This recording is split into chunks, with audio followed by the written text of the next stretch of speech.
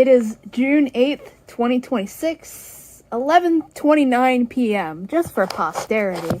I'm just gonna be going through the blog of a racist troll on Tumblr who is defending Martha Wells' slavery apologism because they are a racist piece of shit who is friends with Nazis. So this person made this blog on March 8th and also abandoned it on March 8th. From 3:15 in the morning to 10:27. From 3:15 in the morning to what? 10:27. To 10:27 p.m. at night. So this person. So they literally, gave up within a day of being racist and trying to, and not even trying to, but advocating for white supremacy in defense of Martha Wells' things in the Murderbot Diary. So I'm just going to be going through it. They only have, there's 2 pages on their blog. So it's either 20 posts or it's 30, depending on if they edited their blog settings or not. Because, you can make it so you can have either 10 or 15 posts per page, I think. I haven't checked that in a while. We're going to be going through all their reblogs and their posts in order. So this starts with one of my posts from March 6th, and this is all 2026, presumably, unless stated otherwise. So I made a post on March 6th. Also, we're recording this on my phone instead of recording on my laptop because I can't record the internet.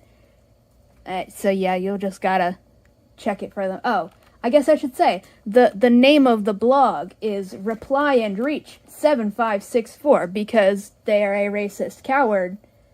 And they're putting all of this on a side blog because they know what they're doing is racist and they don't want anybody to know it's them saying all of this shit. So anyways, they reblogged a post from me that I made on March 6th that says, Martha Wells stands who won't reread book 1 with active reading and actual critical thinking skills engaged, won't search my blog for the tags I put on every single post criticizing the slavery apologism in the series, and now claim that watching or reading the transcripts of my live reading of the series is too difficult, who don't even know the bare minimum facts of what happened in book 1, let alone the entire rest of the 13-book series, still want to pretend they're qualified to argue with me that the series isn't doing slavery apologism, when every argument they try to use to quote-unquote disprove the slavery apologism is literally proving exactly what I'm talking about.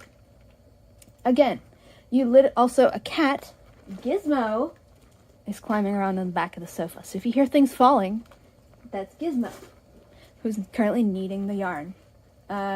Again, you literally cannot even say to these people that the Preservation Aux team are slave owners without them losing their shit, but they think they're qualified to speak on what is or is not slavery apologism, or what does or does not have the author's endorsement, despite the author doubling down on this shit for almost 2 full decades at this point, and 13 books in this series alone. They also keep going, well, Murderbot's an unreliable narrator! As though the narrative hasn't been, quote-unquote, proving it right this entire time, because the author is a racist white woman from Texas who literally made up a black slave OC through which to spout her slavery apologism and worship of slave owners. You tell this fandom the basic fact that the Preservation Aux team are slave owners, and they go, that's not true! They're nice slave owners, which is the same thing as not being a slave owner at all. And then literally prove every single aspect of the slavery apologism I'm pointing out without a single shred of irony or awareness, because this is exactly what Martha Wells is training them to do. There is no such thing as a nice slave owner, and even if there were, these are the people who physically and psychologically tortured Murderbot in book 1 alone, along with lying to it, manipulating it, and kidnapping it later in the series. And the whole they literally fucking enslaved Murderbot part? The part that Martha Wells wants you to think isn't bad at all, because she's racist and is training you to also be racist. Oh no, they're on no level are they nice. And this is the fucking funny part. Somebody named BlueFa3 said, is this person from the future? There's only 7 books in the Murderbot series. If you count the short stories, you can argue it's up to 10, but that still isn't 13, ... You notice, and that's all they said. Not addressing a single fucking thing in the entire post.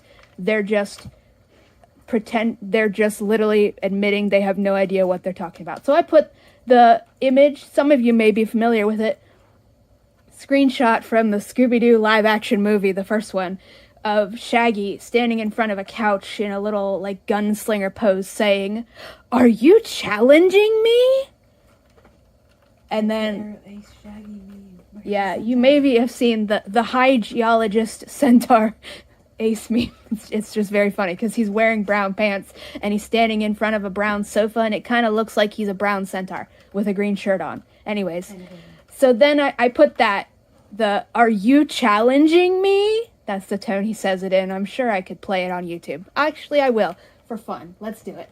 Let's see if that shows up as like one of the first search results. I'll play it. It's like him and Scooby in a burping contest. Yep, I type in Shaggy RY and then it comes up. Are you challenging me? That meme. And then I list out with a bullet point list that's numbered. 1. All systems red. 2. Artificial condition. 3. Rogue protocol. 4. Exit strategy. 5. Home, habitat, range, niche, territory. 6. Obsolescence. 7. The future of work. Compulsory. 8. Network effect. 9. Fugitive telemetry. 10. System collapse. 11. Data ghost. 12. Rapport, friendship, solidarity, communion, empathy. 13. Platform decay. And then I said, "You were saying? Everybody, please note that this was this person's sole takeaway from this post, LOL. Now that I have cleared up your confusion, do you want to address anything else in my post? Are you going to do anything to disprove the slavery apologism that I assume you think there is not here?" Get that little kitty. Nope, he got it. Never mind. Then I reblogged it the next day and said, "Everybody please point and fucking laugh. This little fucking racist coward blocked me.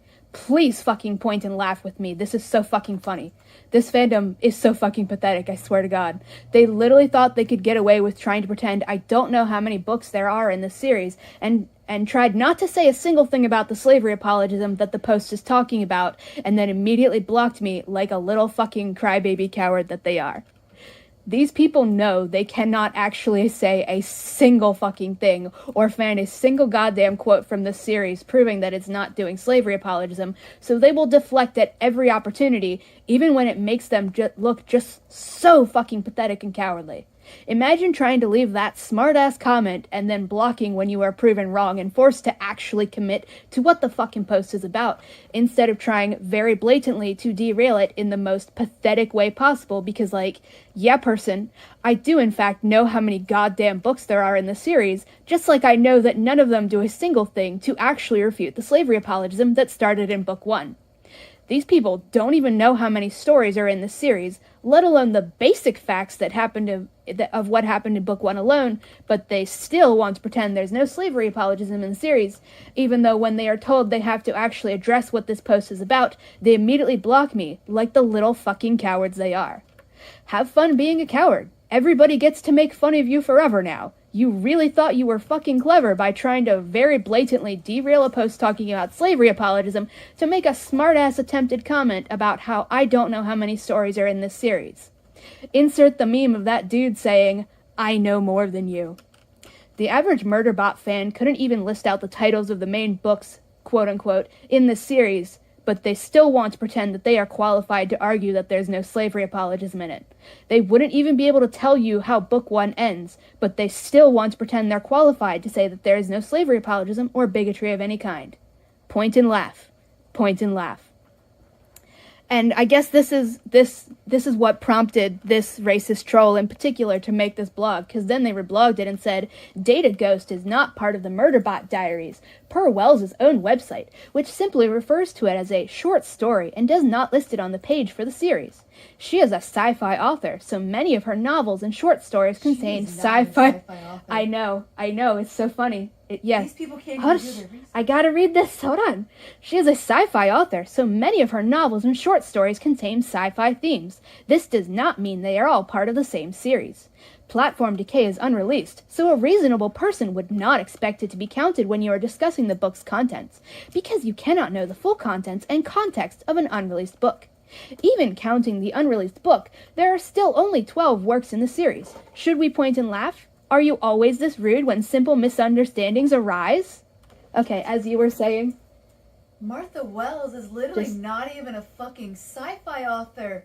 It is hilarious. You mean... She is a fucking goddamn fantasy author who does not understand sci-fi as a genre and thinks she can just write it as just use magic but call it hacking.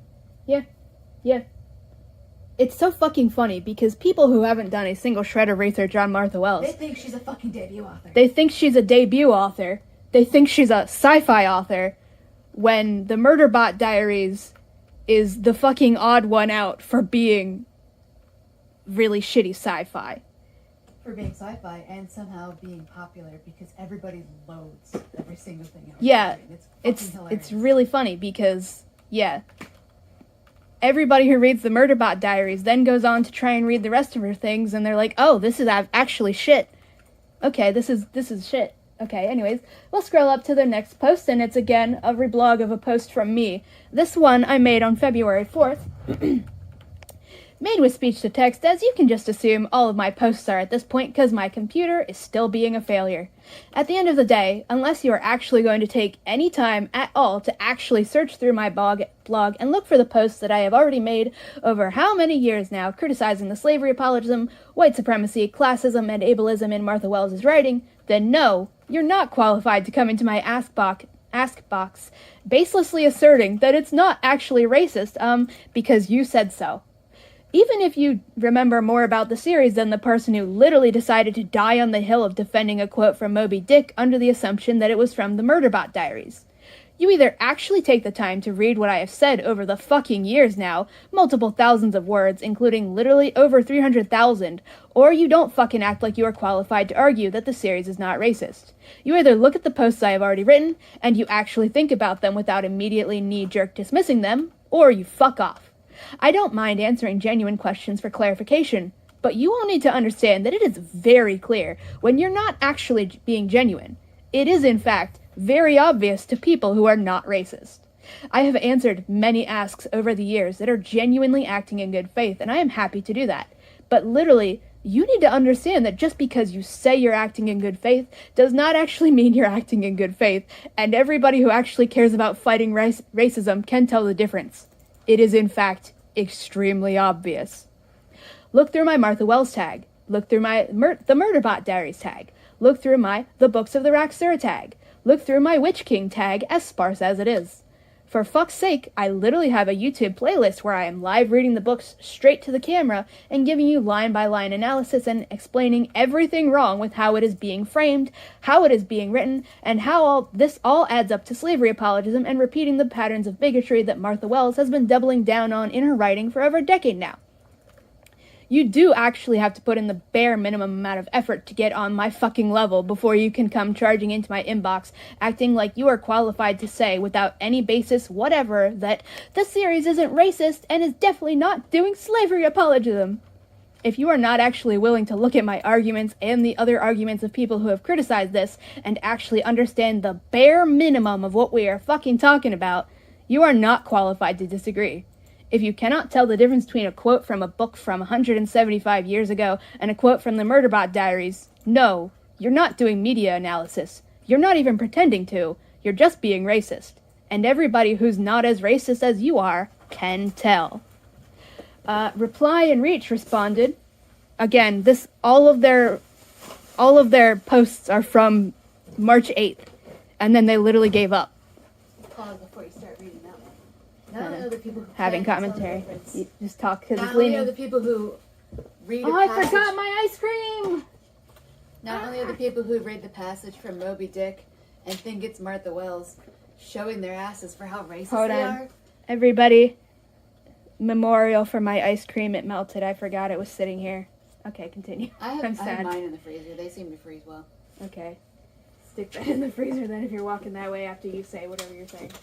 Not only are they showing their extreme racism by defending literal, blatant racial phrenology, but the fact they can't even tell the difference between Martha Wells's extremely juvenile, simple, mediocre writing style and whatever fucking complicated as shit, long-winded shit. To be clear, that particular quote wasn't all that complicated. But yeah, the fact these people literally can't tell the difference between a quote from Moby Dick that I pulled specifically because it's doing explicit racial phrenology so that I could comment upon that racial phrenology, which was, I'm pretty sure it literally used the word phrenologically or something like that. I remember that. Yeah. Like, usually when they're doing the racial phrenology, they won't say what they're doing, but this time it did literally name it for what it is. And I was talking about that quote, and it's literally an example of racial phrenology, the original flavor racial phrenology, and I was talking about the fact that Martha Wells is also doing this in her series, in Witch King in particular, by making sure to tell us and stress to us that Zeddy has a high forehead. Fucking kill this cat.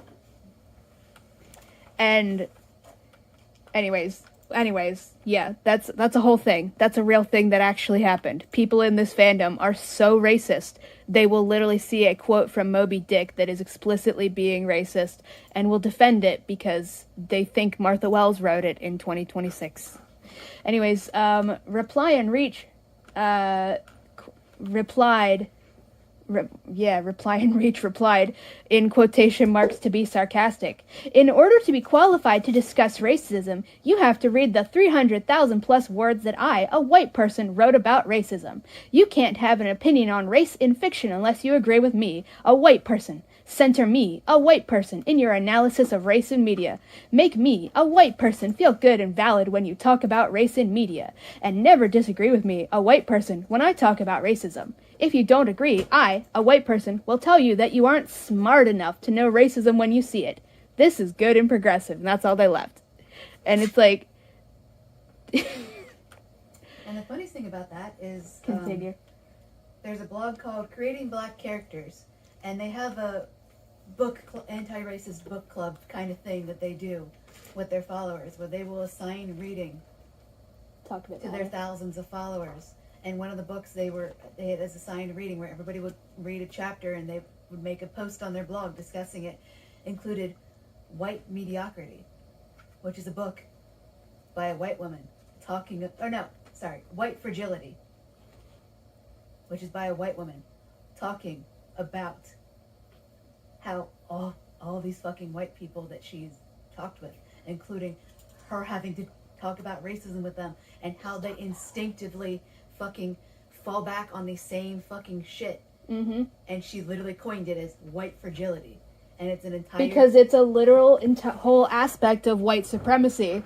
You know, as I've said multiple times now in these videos, but maybe this is your first one seeing it, and you came here because it's reaction style drama.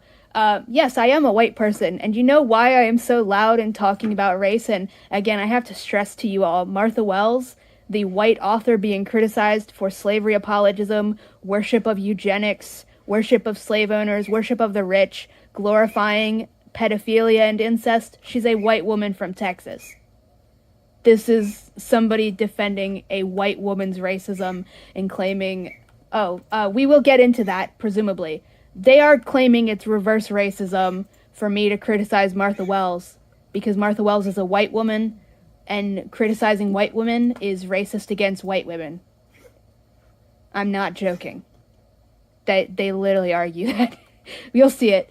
But this whole thing of, like, they're trying to pretend that I'm saying, as a white person, that I'm the expert on race. And it's like, nope.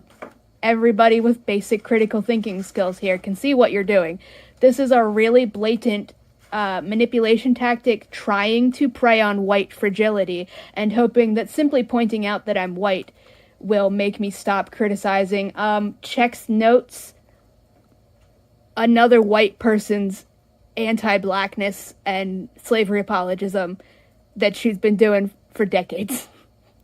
That's not how this works. Again, the reason I'm so loud about talking about this is because I actually listen to people of color who are, is your paw stuck? I actually listen to people of color.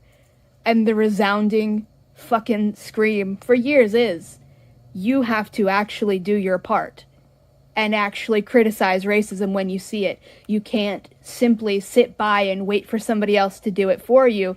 You have to you have to make your own fucking megaphone and call this shit out when you see it.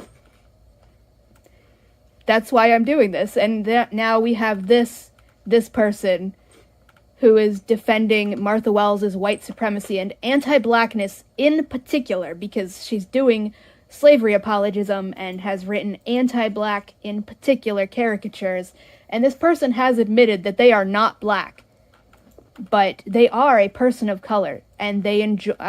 I guess we'll just see it in chronological order. I'll stop. You'll see it for yourselves. Okay, scrolling up. Okay, this time it's a post by Novella November that this person... Oh, yeah, I don't even have to explain anything. It's the post. Okay. Novella November on March 6th got an anonymous ask saying, "Is this blog run by Rajalkar?" Novella November said, "Nope. And literally the only reason I'm gonna assume you have to ask is because the racist Anon from the Racist Anon saga," and that's in, like, title case, "is in your inbox, I presume, telling you that anyone and everyone that criticizes the Murderbot Diaries must all be secretly exactly one person with a million sock puppets? This is a perfect example of how this fandom, and honestly, most racist fandoms react to criticism. They will literally come up with conspiracy theories that no one can really have critical thinking skills about their series in a way that is not endless praise, and that if people do, they're actually all secretly one person who is a convenient scapegoat for various harassment campaigns for ... calling out racism, misogyny, ableism, and transphobia in fandoms. Also, note, I don't use the suffix phobia because people with actual anxiety disorders like arachnophobia and agoraphobia and stuff have been asking people to not use that for bigotry, because then when they tell people, hey, I have insert actual real anxiety disorder phobia, people treat them like shit because they think they're saying they're a bigot, and then they have to waste a shit ton of time explaining, no, it's not bigotry, I literally have anxiety about XYZ thing. So I use the suffix misia, M-I-S-I-A. It literally comes from the same root as misogyny. The miso, the mis part, M-I-S part, means hatred. Anyways, continuing. Then they said, Anon, if you're here because someone's trying to convince you to just turn your brain off and not think deeply and critically about the themes and messages in the Murderbot Diaries, know this. The person in your inbox is literally spouting conservative-style anti-intellectual conspiracy theories in order to defend their favorite racist book series from critiques for the racism in it. If you turn off Anon, that coward will vanish into thin air because they do not dare use their actual blog names when they spout that it's racist against white people to call out a white woman from Texas for writing racist books, and that if you criticize racism in this book series, you're somehow doing digital blackface. Okay, I don't think I heard the digital blackface accusation from these people yet, but okay. Presumably that is also on here somewhere. Or maybe I can just probably check Novella November for Racist Anon Saga. I'm pretty sure that's a tag. If you do genuinely want to see what I and everyone else who criticizes this book series are talking about, pull out your copy of All Systems Red, and before you even open the first page, watch this entire video, and then there's a YouTube link to the video's title is A History of Black Stereotypes on Screen by The Take. And then continuing, then, from start to finish, in one sitting if you can manage it, reread All Systems Red, and mentally replace client with slave owner or master. Replace sec unit with slave, and replace rogue sec unit with escaped slave, and really, really think deeply and critically about what exactly you are being expected to accept and support. When Mensa gets the sole character description, there's a typo there, it's gets as in possessive, in the entire novella, mentally replace her dark brown skin and light brown hair. Repeat performance of colorism from Martha Wells. None of her characters who are people of color can have natural black hair that is black, nor can any of them be described as explicitly as a black woman. No, instead she has dark brown skin. but her hair is light brown, lighter than her skin tone. Colorism in action. A more inclusive and insidious form of more overt racism. With pale white skin and light blonde hair as the head slave owner in the context of the full entire story, instead of allowing her actions to be blackwashed as the white author's black OC slave owner. I don't think that's the proper usage of the term blackwashing, but I don't know. I've never heard anybody use it in this context. Read this series under the reread or no, yeah, it does say it. Read the series under the lens of how it is treated. Not scary disposable robot. I presume that's a typo and says about how it is treating not scary disposable robot people who are literally dehumanized people, but as actual marginalized, disenfranchised, enslaved people who have thoughts, feelings, emotions, and interiority that you are being told point blank to ignore and dismiss as being below not active care. There's typos. But not even noticing how many slaves are being brutally murdered for the crime of being enslaved when it is fully, effortlessly within the protagonist's power to free every single slave it encounters and has been within its power for over 4 years before the story began. By the way, if you actually even looked into the blogger you're asking if I'm a sock puppet of, you'd see it literally labels every single one of its themed side blogs as belonging to it, as a specific courtesy to the people who have its main blog blocked, so people who have Skull blocked don't accidentally, unknowingly follow one of Skull's themed side blogs. If you want to engage with the critical thinking is mandatory blog, you've got to at least do the slightest bit of reading to see the very clear differences between my blog and this user. We criticize the same racism and ableism in the series though, so magically that means that I and any other blogger who criticizes the same series must all be the same person who is considered an easy target for these transphobic, misogynistic conspiracy theories. Tell me, dear Anon, did you know that whoever told you I'm Rajalker is also fake claiming every single black blogger here on Tumblr and beyond who criticizes this book series? Did you know that they're saying that any black people who talk about the racism in the series are just white people in disguise? Because the only real black fans of the series, per the racist Anon's own words, worship it and reassure their fellow majority white fans that it's not racist. Or if it is, it's on purpose. And if it's not, it's by accident. And if it's by accident, it's harmless. Therefore, my fellow white fans can continue to worship the series uncritically and literally repeat anti-abolitionist rhetoric from anti-Tom literature in 2026. Last sentence is all caps. The reply and reach person says, this might be a copy and pasted, in sarcastic quotation marks, you'll notice slavery. You'll totally notice slavery. Okay, can I zoom in? You'll totally notice this. Oh, nope, that makes it look weird. Okay. You'll totally notice the slavery in these books if you just replace certain words with slave and slave owner and escaped slave.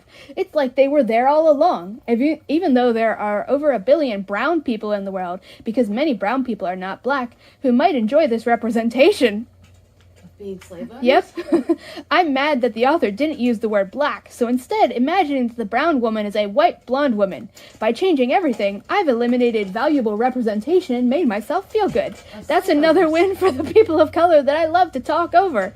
This is this person literally saying that as a non-black person of color, as a non-black brown person, that they love seeing themselves represented as a slave owner of a black person, because reminder, Martha Wells has been telling people for years that Murderbot's a black person and has commissioned art of it having the darkest skin by several magnitudes of all of Preservation Ox.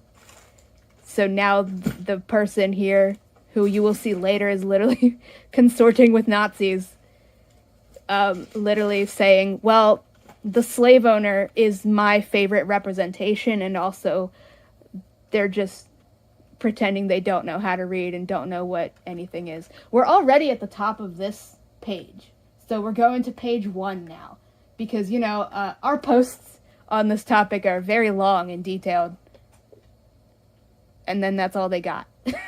That's all they got. Okay, so we're on page 2.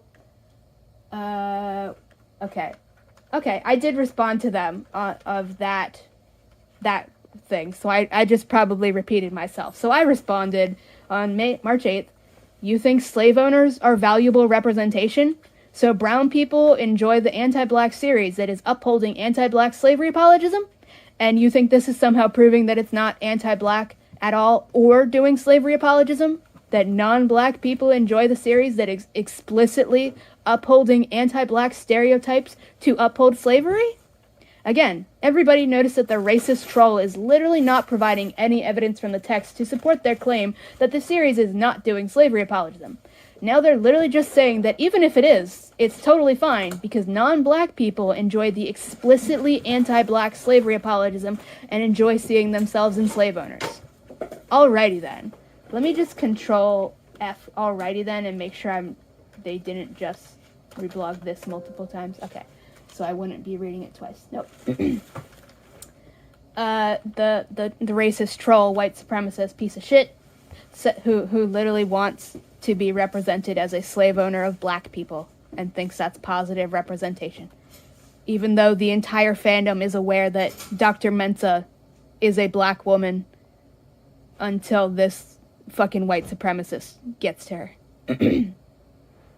They said, if you've got to insert the word slave owner into a book in order to make people believe that there are slave owners in that book. I'm trying to keep it serious, but it... Just the fact that they're claiming there's no slave owners in this book because there's no slave... I'm sorry. As we all know, there's no slave owners in the Murderbot Diaries. That's definitely... I'm being so sarcastic right now. There's no slave owners in the Murderbot Diaries. There's no slaves. There's no slavery. This series has nothing to do with slavery. Okay, I'll continue reading. If you've got to insert the word slave owner into... If you've got to... I can't take this seriously. If you've got to insert the word slave owner into a book in order to make people believe that they're... I need to get a drink. I can't read this with a straight face. Keyboard, no! There's water bottles there. Can I have this one? Yes. Meow meow. If you clean the floor over there while I'm at work tomorrow. Okay. I work tomorrow, then I'm off the rest of the week because I'm Put your bad. butt in there. Okay, let me open a thing and make sure my poor keyboard, which has fallen off the couch like 5 times today.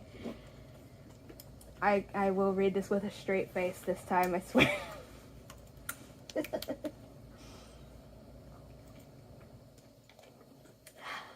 Okay. Straight face. We can totally do this. We got this. If you've got to insert the word slave owner into a book in order to make people believe that there are slave owners in that book, you might not have... You might not... You might... You need me to read it? Oh my... I can do it. The world is a stage. I am trying to think of a serious situation I can pretend I'm in, but I can't think of anything. If you've got to insert the word slave owner into a book in order to make people believe that there are slave owners in that book, you might not have a very good understanding of the book. Insert the words climate change wherever you see alien remnants, and you'll understand my argument that the Murderbot Diaries has heavy climate change activism themes. But that's not how things work. You can't just change the words without creating a whole new work. Oh, and I don't think you knew brown people existed before reading my post, because otherwise you wouldn't have made the claim that a brown person being described in a book is colorism because they're not black. You can redirect all you want, but I don't think you know much about racial activism if you didn't know that plenty of people that you might be blindly labeling black prefer to be called brown. Prove to me that Mensah is a slave owner. Prove to me that Mensah is a slave owner. Find textual evidence that shows that by the end of even the second book, Murderbot is being held captive. It just made a big point of showing that it can leave whenever it wishes, and forced it to work for no pay. It successfully demands hard currency card in all of its work contracts, instead of the truth, which is that sometimes a character that began a series as a slave... Wait! Nope, I'll continue. that began a series as a slave can actually develop agency over the course of the series.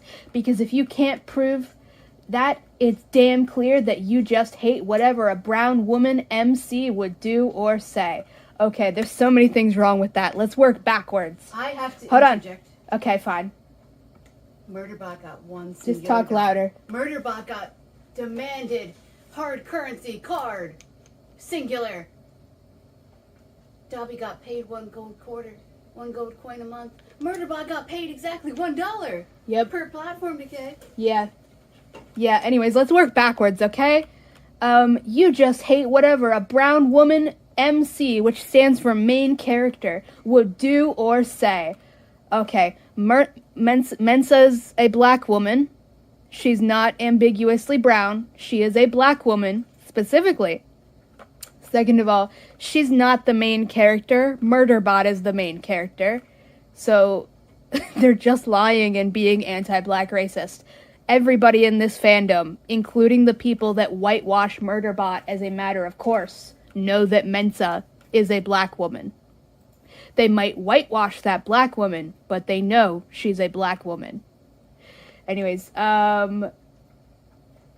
yeah, I'm not even gonna get into that. Anybody who's read the series and uses the most bare minimum level of critical thinking skills will recall in Network Effect we explicitly got spelled out again. Because even Martha Wells is sick of these people claiming that Mensa is not Murderbot's slave owner. Martha Wells explicitly had characters, including Murderbot, spell out that yes, Mensa is Murderbot's slave owner. Anyways, now we get to the even funniest part of this whole white supremacist troll blog. So, again, all on the same day. Just remember that. They got an anonymous person that said, so refreshing to see someone calling that stupid asshole out. Murderbot Diaries is racist! Proceeds to show levels of illiteracy previously thought impossible. And then the troll responded, I'm saying! Like, I'm sorry you skipped middle school lit classes, but making it the whole fandom's problem, ain't it? And they're getting all bothered like, it's a completely blank blog. Yeah, 'cause y'all harass anyone who calls you out. As if BIPOC didn't get enough shit on this website, and they think I'm setting my main up for their cracker nonsense? And then they tagged it as 99% of white people in this fandom have been great, but these two, ... Whoo. And then, again, they, all on the same day, they tagged it, or this posted in all caps and says, LMAO, Rajalker blocked my ass, called that cracker out on hating brown women, and they blocked my ass, war is over, for real. Because I reblogged the post that they'd made up until that point for archiving, so everybody can see their shit, and then blocked them, so that my followers don't have to see more of their shit. And then it's tagged, oop, didn't expect that to happen so fast, LMAO. I am almost disappointed, like, damn, you don't want to play any longer? Drinking game that kills you. Take a shot every time Rajalker says, white woman from Texas. Wow, you mean because I've had people thank me for providing them the necessary context that Martha Wells is, in fact, a white woman from Texas, and that's why everybody's getting, to quote one person, the heebie-jeebies from the Murderbot Diaries, but not being able to put their finger on exactly why, and then finding out she's a white woman from Texas, a thing I only found out, which is why I was telling everybody. And then, yeah, that does, in fact, provide necessary context for everything in the Murderbot Diaries, especially the fact that we're told to worship slave owners straight out of the gate, and then we're still doing that 9 years later, 13 stories later. Oh, I guess I don't even have to say the day. Then, I clicked the button and scrolled. Hold on. Go back. Oh, I'm back on page 2. Okay. I clicked the sideways arrow. So then I have to scroll up again. You notice how our all my posts and Novella November's posts are extremely long and detailed. Where did that go? Okay. Then they got an anonymous ask saying in all caps, "You dropped this," with a crown emoji. And then they responded, "Thanks, BB, BBY. I love this fandom for real. Everyone's royalty here." And then in the tags they said, "They're gonna say I'm pro-monarchy or some shit for this one. LMAO. I love y'all for real. This is low-key the best fandom I've been in. And the funniest part about this post has no notes. Nobody's reblogging it. There's no likes. There's no replies. There's nothing." Okay, then scrolling up. Again, the post by Novella November, and they're claiming, "Oh yeah, there's no slavery in here," and blah blah blah blah blah blah blah blah, all that stuff we already read. So Novella November replied, crying, laughing emoji, "Everyone can report this blog for spam before..." Did I read this yet? No, I don't think I did. Crying, laughing emoji, "Everybody can report this blog for spam before you block them, lol. This is a completely empty blog dedicated to quote-unquote archiving, ... me and other people talking about the anti-black racism and slavery apologism in the series, because they are so desperately racist they must continue to double down for eternity." You'll notice how the entire fandom takes it as read that Mensa is a black woman. Up until the point, I guess, where I and the others point out that Mensa being a black woman is part of the anti-black racism and slavery apologism because she is a white woman from Texas. A white woman from Texas's black OC, who is not just the slave owner who owns the protagonist, but is quite literally the president of the entire Confederate Alliance of Planets, which seceded from the Union and is independent of the Corporation Rim, which therefore means they are a utopia where no one who is considered human has to work. They have complete 24/7 access to completely free, without restriction, fresh, perfectly ripe tropical fruits of any description you can think of, and a huge assortment of different nut milks available to every single deemed human in their billions who live in this confederacy of utopia planets where no one who is deemed human has to work, ... Oh, where did they get all these perfectly in-season fruits and vegetables and nut milks in the quadrillions to feed billions of people for free at all hours of the day, you ask? If no one has to work, and the only work we see them do is any of them do are those lofty, elevated, college-educated, rich careers, why, they use slaves, of course. Their entire economy, where no one who is considered human has to work, is built upon slave labor, of course, with the entire planets, nay, probably entire solar systems, converted into banana republics for the sole purpose of exporting unthinkable numbers of water-intensive nuts for making milk, and tropical fruits which are always perfectly ripe for the millions or quadrillion people in this utopian confederacy of planets built on slave labor. Oh, what's that? You thought Banana Republic was just an upscale American clothing company? Nope. It's the horrors of capitalism and colonialism rolled into one. And if you read up on the horrors committed that allow Americans to buy fresh bananas year-round for just 40 to 60 cents a pound, imagine the sheer horrors that are enacted upon the enslaved population who are deemed subhuman, who are the happy slave trope incarnate, in order to provide completely unfettered access to a multitude of perfectly ripe tropical fruits and nut milks at every single hour of the day, every single place you go in preservation. And hey, did I mention all of the 24/7 completely free food options are vegan? Which tells us that all of these colonized planets aren't even raising livestock. So there's no meat, there's no dairy, there's no cheese. They're all likely monoculture farms covering whole planets worked 24/7 by slaves and use up the planet's resources until it's completely depleted, at which point they probably just bring a good old terraforming station in or hop over to the next newly colonized planet. No meat or dairy or cheese. How many cultural foods have been erased? How many staple crops of indigenous people became the fad foods and now exist to be farmed by an enslaved workforce to feed a bunch of slave-owning rich academics? Political implications of how utopias are framed completely uncritically as utopias in science fiction series where the author wants you to forget the protagonist is the legally enslaved property of her black OC? On the Critical Media Analysis blog? It's more likely than you think. And then there's a link to the Banana Republic Wikipedia page, with the quote of, "A banana republic is a country with an economy of state capitalism where the country is operated as a private commercial enterprise for the exclusive profit of the ruling class. Typically, a banana republic has a Society of... I don't think I ever actually read this version of the reblog, so this is news to me.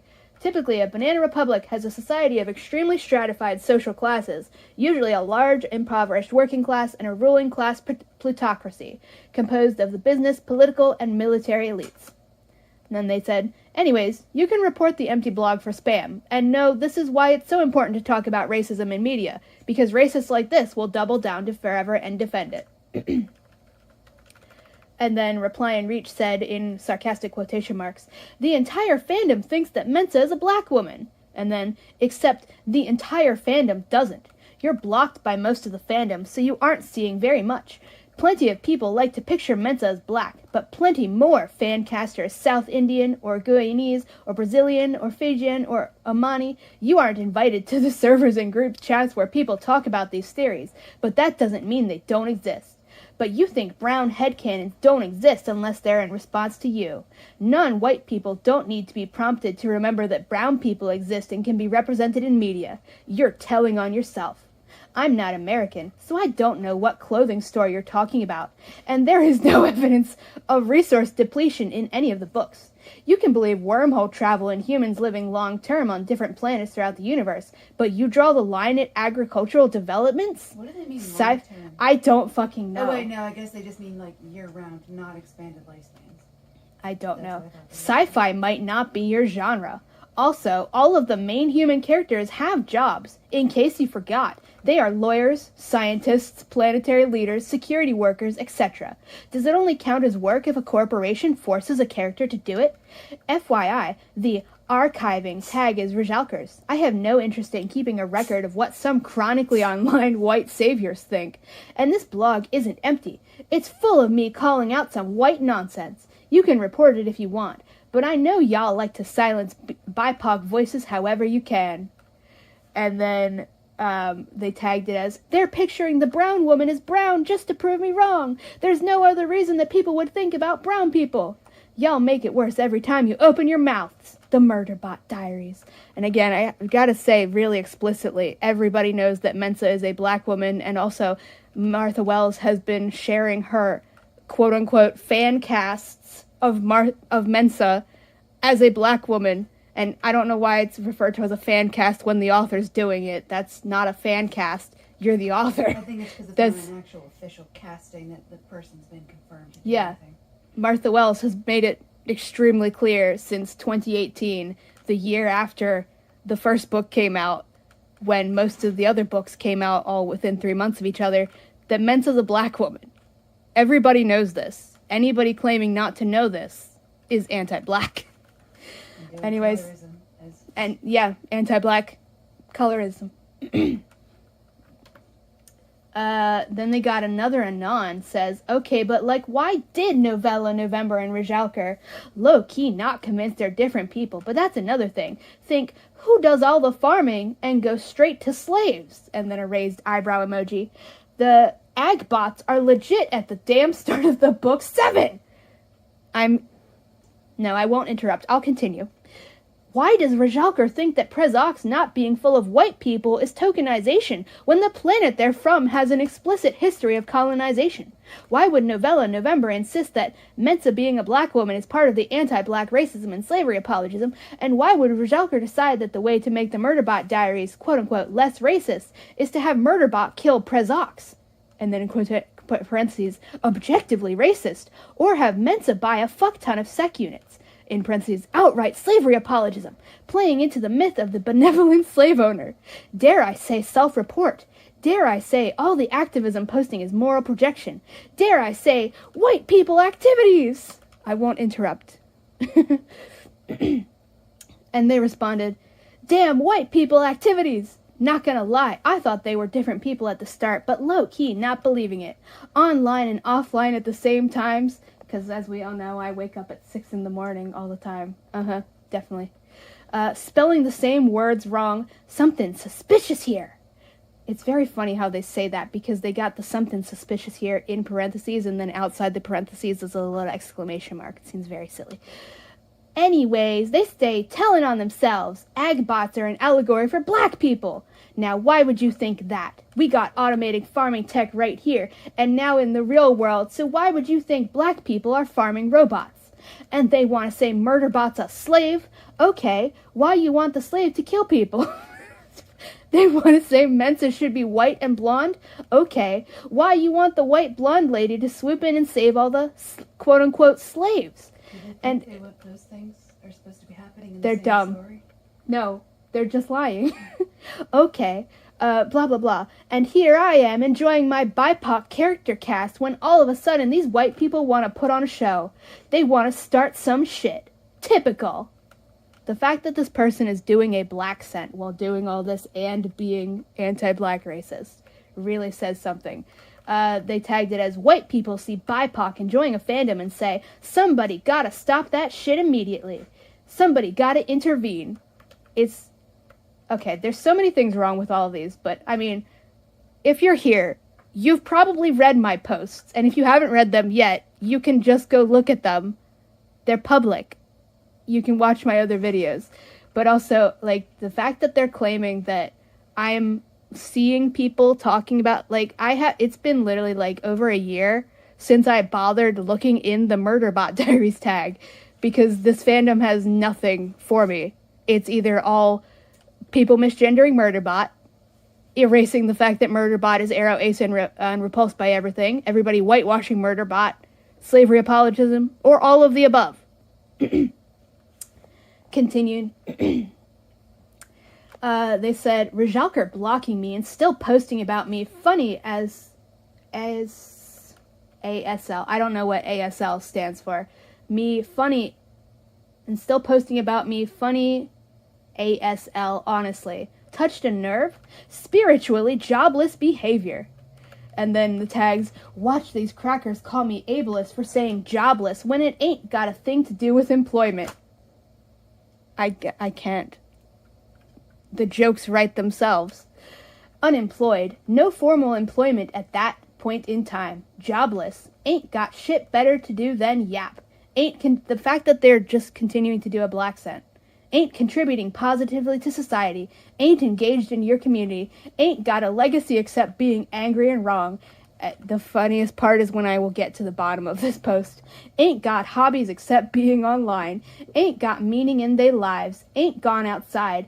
Don't be getting it twisted now. You can be unemployed without being jobless, and you can be jobless working a 9 to 5. And saying I'm bad at reading because I don't agree with a cracker? Damn, you solved racism with that one. White people are good at reading, and if BIPOC don't agree with their interpretation, then the BIPOC are bad at reading. There's no historical legacy of BIPOC being called less intelligent that I might be blindly believing here.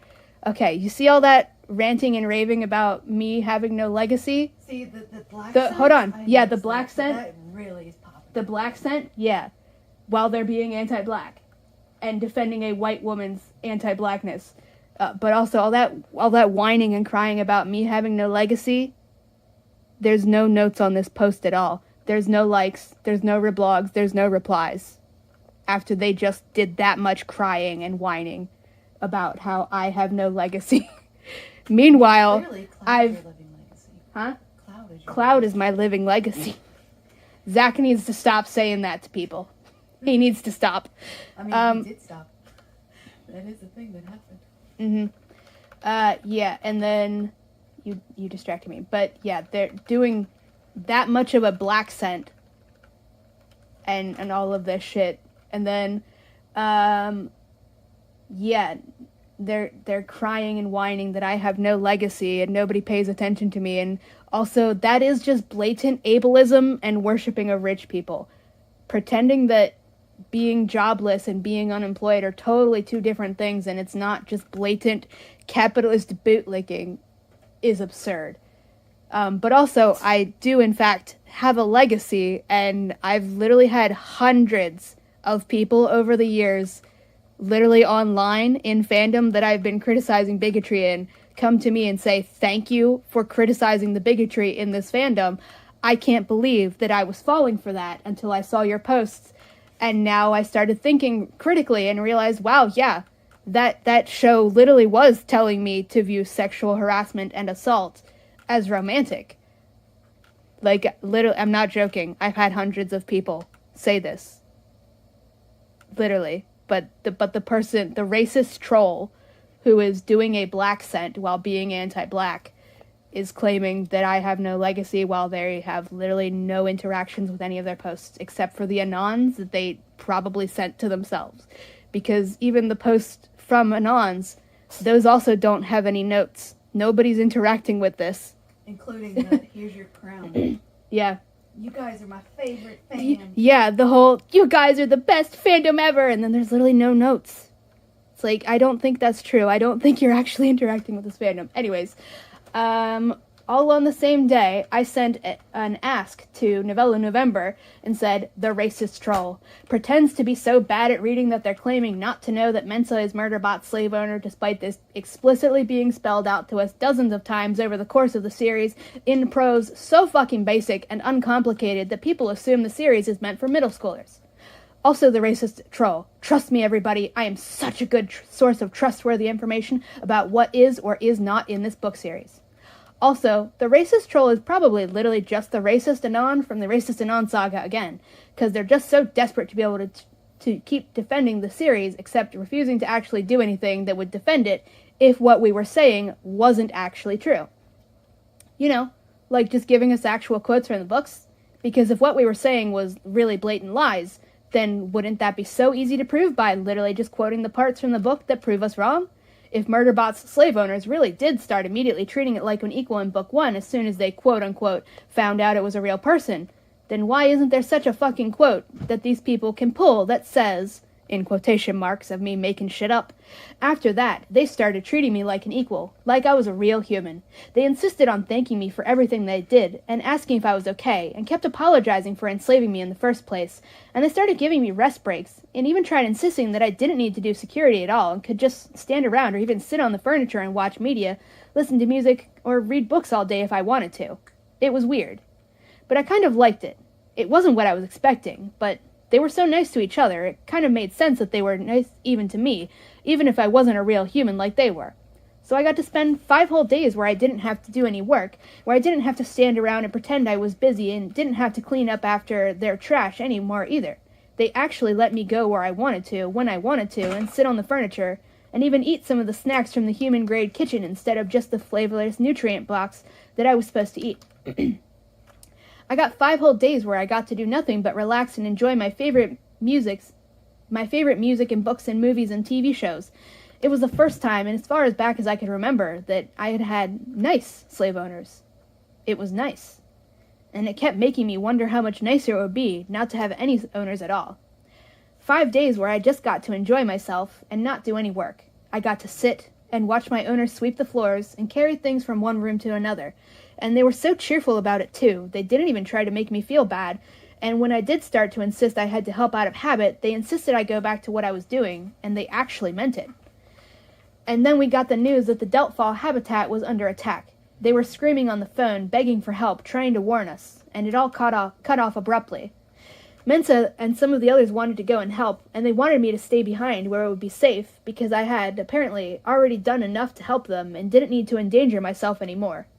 But there were other sec units that had been brought to this planet by Deltfall, and their current owners probably weren't as nice as mine were, and I wanted to save them. Maybe together, if I could hack their governor modules, we could find a way to free ourselves, so that we didn't have to have any owners at all. And that's the end of my little fanfiction I made up right there in the inbox. Yeah, ass box. And I said, you like that extremely basic fanfiction I sat here and just spelled out with speech to text? See how easy it is to be in character? Almost like this prose has no effort put into it whatsoever and is the most basic thing ever. That stands will probably pretend they suddenly don't know how to read when it comes time to deny that there is slavery apologism in the series. Almost as if we were actually lying about there being slavery apologism in the series, there would be millions of passages exactly like that, showing the statements that everybody loves to throw around, like claiming that the Preservation Ox team, Murderbot's explicit slave owners, quote-unquote, treated it like an equal the second they found out it was a person, when that is explicitly what does not happen in the book, and literally never happens. Novella November replied, "Not only do I like that extremely short what-if fanfiction you just wrote, I absolutely love it. And yeah, that's how simple it would have been. That is, in fact, how simple it is, and always has been, and the fact that we'll never get that, and then a saluting emoji. There's a reason most people have given up on reading the series. It doesn't take 8 published novels to get to the point where we actually free slaves. And yep, the racist Anon is making a bunch of new empty blogs to post shit under is hilarious, when all of these people gotta do is pull quotes from the books to just prove we're wrong. If the books aren't doing slavery apologism, all they gotta do is pull quotes from the book where the protagonist is freed from slavery and no longer legally the property of the white woman from Texas's black OC, where they free every slave they come across, where they stop ripping enslaved people limb from limb 7 books into the series. Surely it won't be that hard to find these passages in the text, if they exist in the text." And then Reply and Reach said, in sarcastic quotation marks, "If the books aren't doing slavery apologism, then why do they show a character navigating the balance of wanting to be seen as a person without being seen as a human? That's slavery apologism, right? Why do they show how progressive societies can still struggle to adapt to change? That's definitely slavery apologism. Why do they engage with any complex themes? Why aren't they like my picture books, where society is perfect and everyone is nice? These books make me think critically, so they must be racist." This has got to be the funniest one yet. I didn't read this when it was posted, because by this point I'd blocked them. But this is fucking funny. Okay. Sure, let's pretend that Murderbot is absolutely a slave throughout the whole series. Why does the slave character have to dedicate itself to ending slavery instead of getting to do whatever it wants? Why is it obligated to be defined by slavery? Why isn't it allowed to have a complex relationship with its identity? Why isn't it allowed to have complex feelings about other slaves? That is such a dog whistle. Why do you always think about the former slave as a slave, even when it chooses what work it wants to do and gets paid for that work? Why don't you think the former slave has autonomy, even when it shows that it chose to leave and chose to return? So, admitting at the very last sentence that yes, Murderbot did run away from its slave owners and then went crawling back to them because it worships them. And again, okay, the tags are, quote, "I love your fanfiction where Murderbot loses every part of its identity as a sec unit." And then, quote, "It's canonically repulsed by eating, so I love how you pretended it would actually love food." That's the funniest statement I've ever heard. "Murderbot seeks out opportunities to help and is upset when it has to take a backseat and system collapse. I love how you ignored that." The Murderbot Diaries. I'm not even going to do more commentary. We're just going scrolling up to the next post. Deactivated person named Speedy Vortex deactivated 2026-03-02, meaning they deactivated March 2nd, but it was reblogged on March 8th. You can still reblog. I don't know how that works. They might have had it saved as a draft. Okay. That Speedy Vortex person who's deactivated said, "I sent Novella in November one singular ask suggesting that it maybe isn't the best idea to minimize and demean people of color. That's a microaggression, just so you know, because education on racism is important and absolutely nobody is immune to racist thinking. But congratulations on doubling down and proving to me that you're absolutely not acting in good faith. We'll avoid your blog from now on, thanks. I don't appreciate racist thinking." Reply and Reach reblogged it and said, after the person deactivated, like 6 days after the person deactivated somehow, "Oh yeah, they been racist, unfortunately. The minute BIPOC disagree with them, they start saying we just don't know how to read and understand these books and use all their side blogs." So again, they are claiming that we're the same people. "Use all their side blogs to post harassment. Gotta keep them blocked from your main, cause they'll never leave you alone, especially if you're BIPOC." I love that they're just lying. This is so funny. The people doing the stalking are definitely the ones. Yeah, the people who are constantly making side blogs, which this literally is. They're literally admitting to it right now that they block us on their main blogs and then make all of these side blogs to do this shit. But they're saying that that's what we do, which is hilarious. And then they tagged as, "Crackers will cracker, and these crackers gotta be compensating for something. Fuck's sake. Or for sure, it's just FS, I don't know what it says. 99% sure their agenda is to dilute the word racism enough that nobody takes it seriously anymore. There's one reblog, which is from this person, and there's 2 likes. One of which is from Reply and Reach 76, this person, and then another one is from somebody I had blocked, I guess, because they're not showing up. Or maybe, I don't know how liking posts works if you deactivate. And then an Anon said, I started getting racist hate in my inbox suspiciously soon after Rajelka and Novella November replied to my post. Just saying. Okay, and then they said, okay, twin, I got a few slurs in my inbox 10 minutes before those crackers started reblogging my shit. Thought it was a coincidence, but not gonna lie, if they gonna call, like the Black Scent, if they gonna call BIPOC incapable of reading and understanding books, and they gonna call BIPOC slavery apologists, I ain't surprised if they gonna start dropping slurs. We know they thinking them anyways. BIPOC, stay safe and block Rajelka. Can't tag because they blocked my ass. And Novella of November. They ain't on your side. And how many notes does that have? This has no notes at all. Not a single reblog, not a single like, not a single reply. So who's the Anon? Exactly. Who is the Anon? And then the tags are, putting the puzzle together and all this white nonsense is starting to make sense. Awesome. Usually, I keep TS out of the main tags because I don't like the negativity. Like, they are literally doing a Black Scent. They are doing AAVE while being anti-black and admitting they are not a black person, but they enjoy anti-blackness. Usually, blah blah blah, because I don't like negativity, but gonna put it in BIPOC fans, but gonna put it in so BIPOC fans can stay safe. The Murderbot Diaries, Murderbot, TMBD, the Murderbot Diaries, Sec Unit. And it's like, okay. Do I even need to say anything there? You might as well. That's what it is. But I also have to ask, I told the racist Anon... Just talk louder, because it's leaning against the wall, so it The might be muffled. racist troll blog you're currently browsing claims they got slurs in their inbox 10 minutes before those crackers blocked. Okay, what slurs? What was the content? Can you post that Anon hate? No. No? No? Because they're lying. So, like, they're claiming that we sent that Novella November and I sent them slurs in their inbox 10 minutes before we started replying to their reblogs on our posts. I don't think that timeline adds up. That's really not how that works. But anyways, in case this needs to be said, no, I don't send people slurs.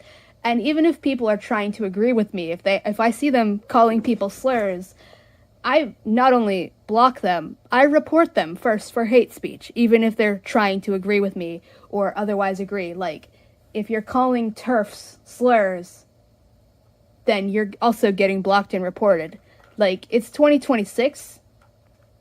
Calling people slurs is never justified. And also, I don't send anonymous hate. Because if I don't like somebody and somebody's doing... Okay, first of all, if somebody's doing something annoying, I'll just block them and ignore them. If somebody's doing something bad enough that I would feel the need to send them anonymous hate about it, I won't send them anonymous hate. I will reblog their post where they're doing the bullshit and say their bullshit on the post. Publicly. Because there's the only thing I use anonymous for whenever I do, which is like pretty much never, is to send random compliments to people. And that's it. Because I don't see the point in trying to argue with somebody on anonymous. Because the simple thing is, if I can't stand for something enough to say it with my full face, then I clearly don't believe in it. Obviously. But, cowards will just do this shit. Also, I don't understand what they're saying. So they're claiming that they were getting slurs in their inbox 10 minutes before they made this blog. But how were they getting things on this blog before they started reblogging our posts, which is the only reason we knew this blog existed in the first place? The timeline just literally does not add up in any way. And if they mean their main blog, then How would that work? How would that be? How would anybody be sending stuff to their main blog if they don't Yeah, reply on their the main blog? timeline is just... And again, there's also... Did I mention 0 notes on this post in any way? Then, this is the ask they got from a Nazi. Maybe sent from themselves, if this is a Nazi pretending to be a brown person who's doing a fucking black scent. Hashtag, this is the anonymous ask saying, hashtag noticing, and I will stop right there and explain to you all that the hashtag noticing and using the word noticing like this, that is a Nazi dog whistle that is explicitly talking about how you are, as a Nazi, noticing with a capital N. And I'm not about to exaggerate or joke. It means you are hashtag noticing the fucking Jewish people that are in control of the shadow government that secretly runs the world and has lasers on the moon and all of that shit, and making the earth flat. People, yeah, they're Okay. flat earthers, anti-Semitism. Yeah, it's all the same conspiracy. this is literally a Nazi dog whistle, and only Nazis say it like that because that's the dog whistle. It's saying, yes, I'm a noticer. Because I found out about this Nazi dog whistle last year when somebody was spreading information about it. Because people were liking a fucking 4chan post about, like, somebody saying, every day I notice things and notice patterns, and then I go to bed, and then I keep noticing things. And pointing out that this use of the word noticing, it's not a simple, silly, like, it's not a shit post, it's not about, like, having special interest or anything. This is literally Nazis saying that they are noticing their the conspiracy theories and shit. Yeah. Anyways, it says, hashtag noticing. Rajalkar uses speech to text a lot, and one of Novella November's recent posts has 2026 spelled 2026. Like someone has spoken it as 2026 and not caught the error. Call me a conspiracy theorist, but I'm convinced you're right and they're the same person. Reply and Reach responded, for real, and I've counted 8 words so far that both blogs spell wrong in the same way. It ain't hard to see once you start looking. And they tagged it, oh, okay. Why, no, okay. They tagged this as, I don't think you meant it like that, but hashtag noticing is sometimes used as an anti-Semitic dog whistle, by the way. So you got an ask with a Nazi dog whistle, and you still answered it without any actual questioning going on. Okay. Anyways, it ain't even a theory anymore. I know damn well it's the same person, because what else is the reason? Keeping an eye out now to see what other blogs might belong to the same person. It's not even a conspiracy theory anymore. It's true. So, how do I know? Because I say so. So they're claiming that only one person in the entire world has ever used speech to text in the world. Mistyped on a phone, as though it's not like blatant errors that most people typing on a phone will do because the keyboard's so small.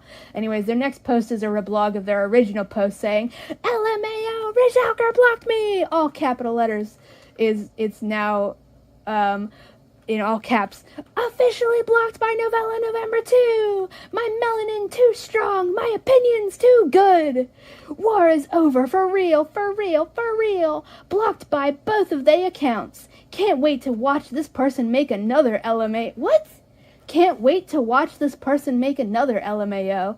They blocked me before posting about me too. Scared, huh? Cracker's always scared, and then there's no notes again.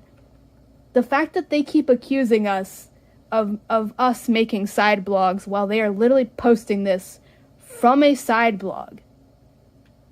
This is, again, that they have admitted that they have made multiple of these things to do this. Anyways, the last post is the funniest one. This is the post where this is the last post they ever made. An anonymous says, Rajalkar literally harasses Martha Wells on her blog too. Check out thundegashot.dreamwidth.org/262 .html. And then the person responded, "Oh my god," in all caps. "She gotta get a restraining order, cause this person looking more and more like a danger. What do you mean you wrote 5,000 words pleading with the author instead of going for a walk?" And then they link to the single post I've ever made on Dreamwith, which is fucking hilarious. And that's the end of the blog. Would you like me to do you all a favor and read the post that they link to? That they're claiming means... So you should read it, because I got distracted listening to you to read it. So. Yep. So let's see. Clickety click. For context, I'll read the post that Martha Wells made with their speech that she gave in 2024. So we are on dreamwith.org/649804.ht. Oh wait, no, that's marthawells.dreamwith. Whatever, just search Martha Wells Jack Williamson Lecture 2024. This is the text of a keynote speech I gave today at the annual Jack Williamson Lecture at Eastern New Mexico University in Portales, New Mexico. I'm zooming in on Dreamwith.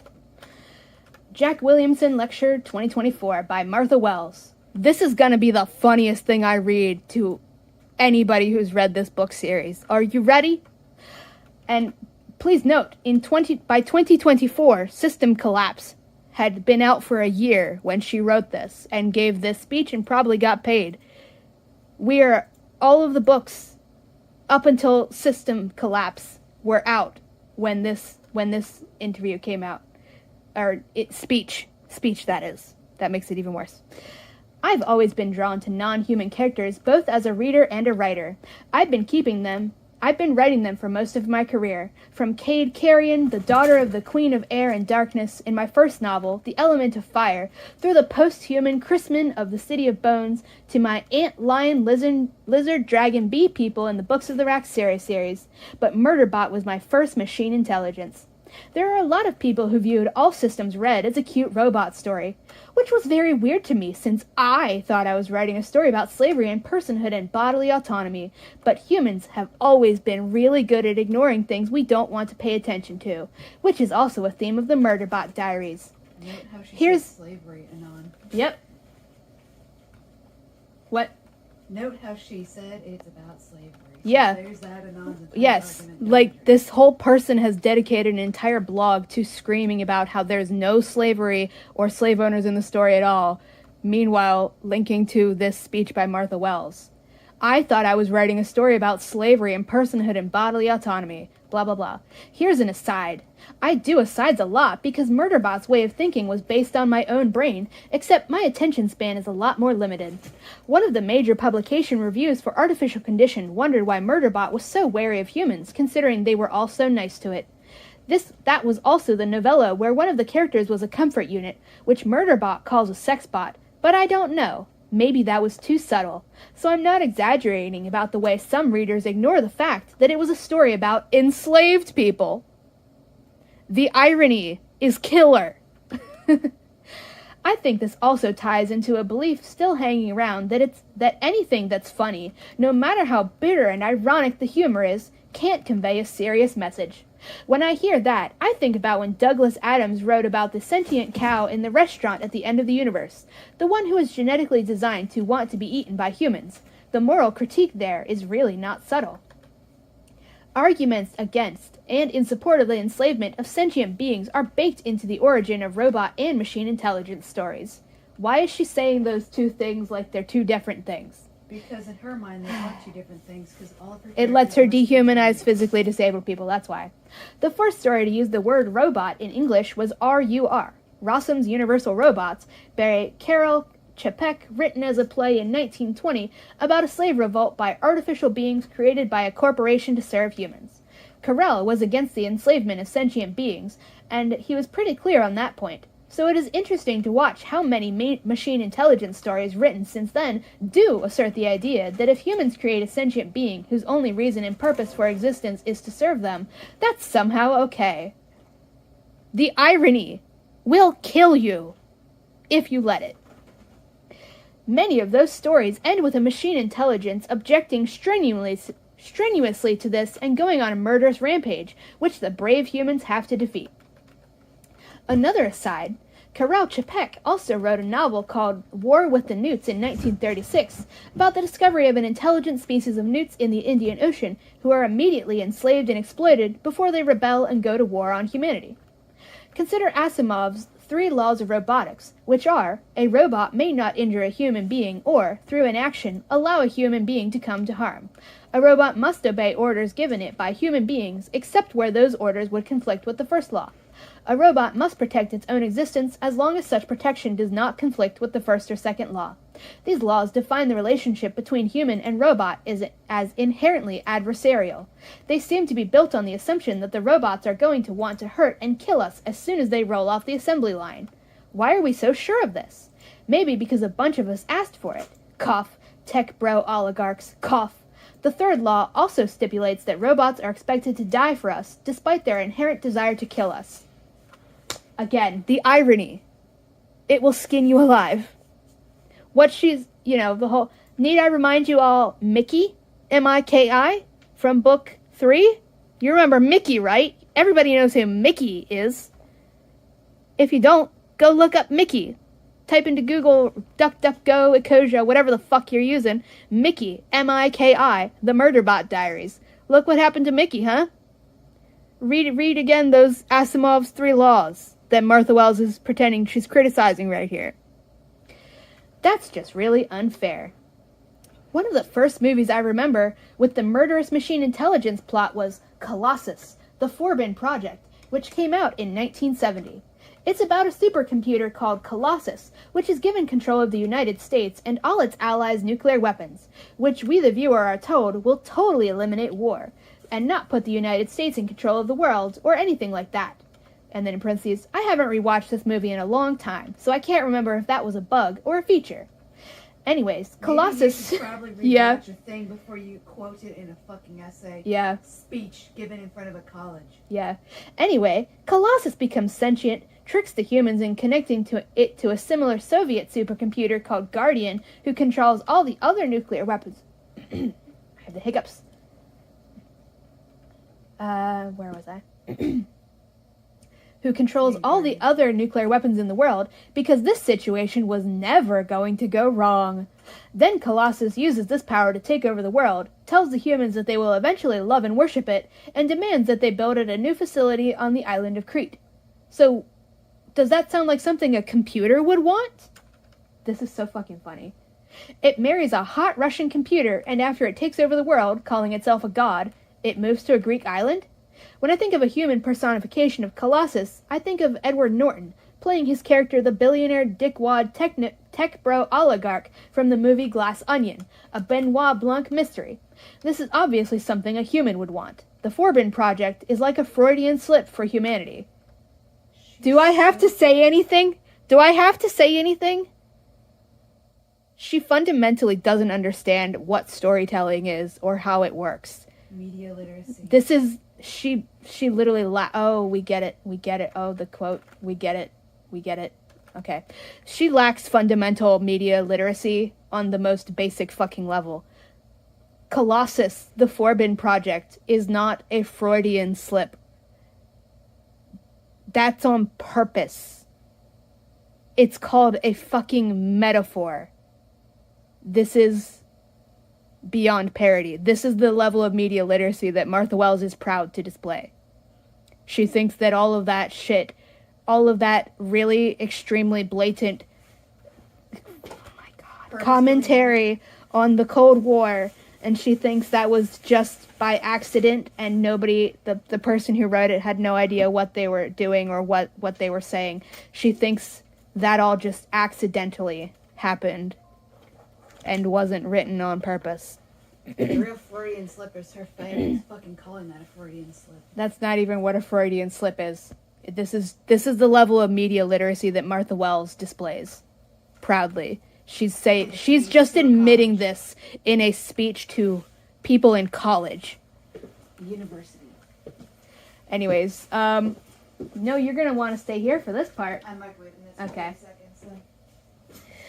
Because The Forbin Project is like a Freudian slip for humanity, because it's always the computer that's evil, not the humans who created it.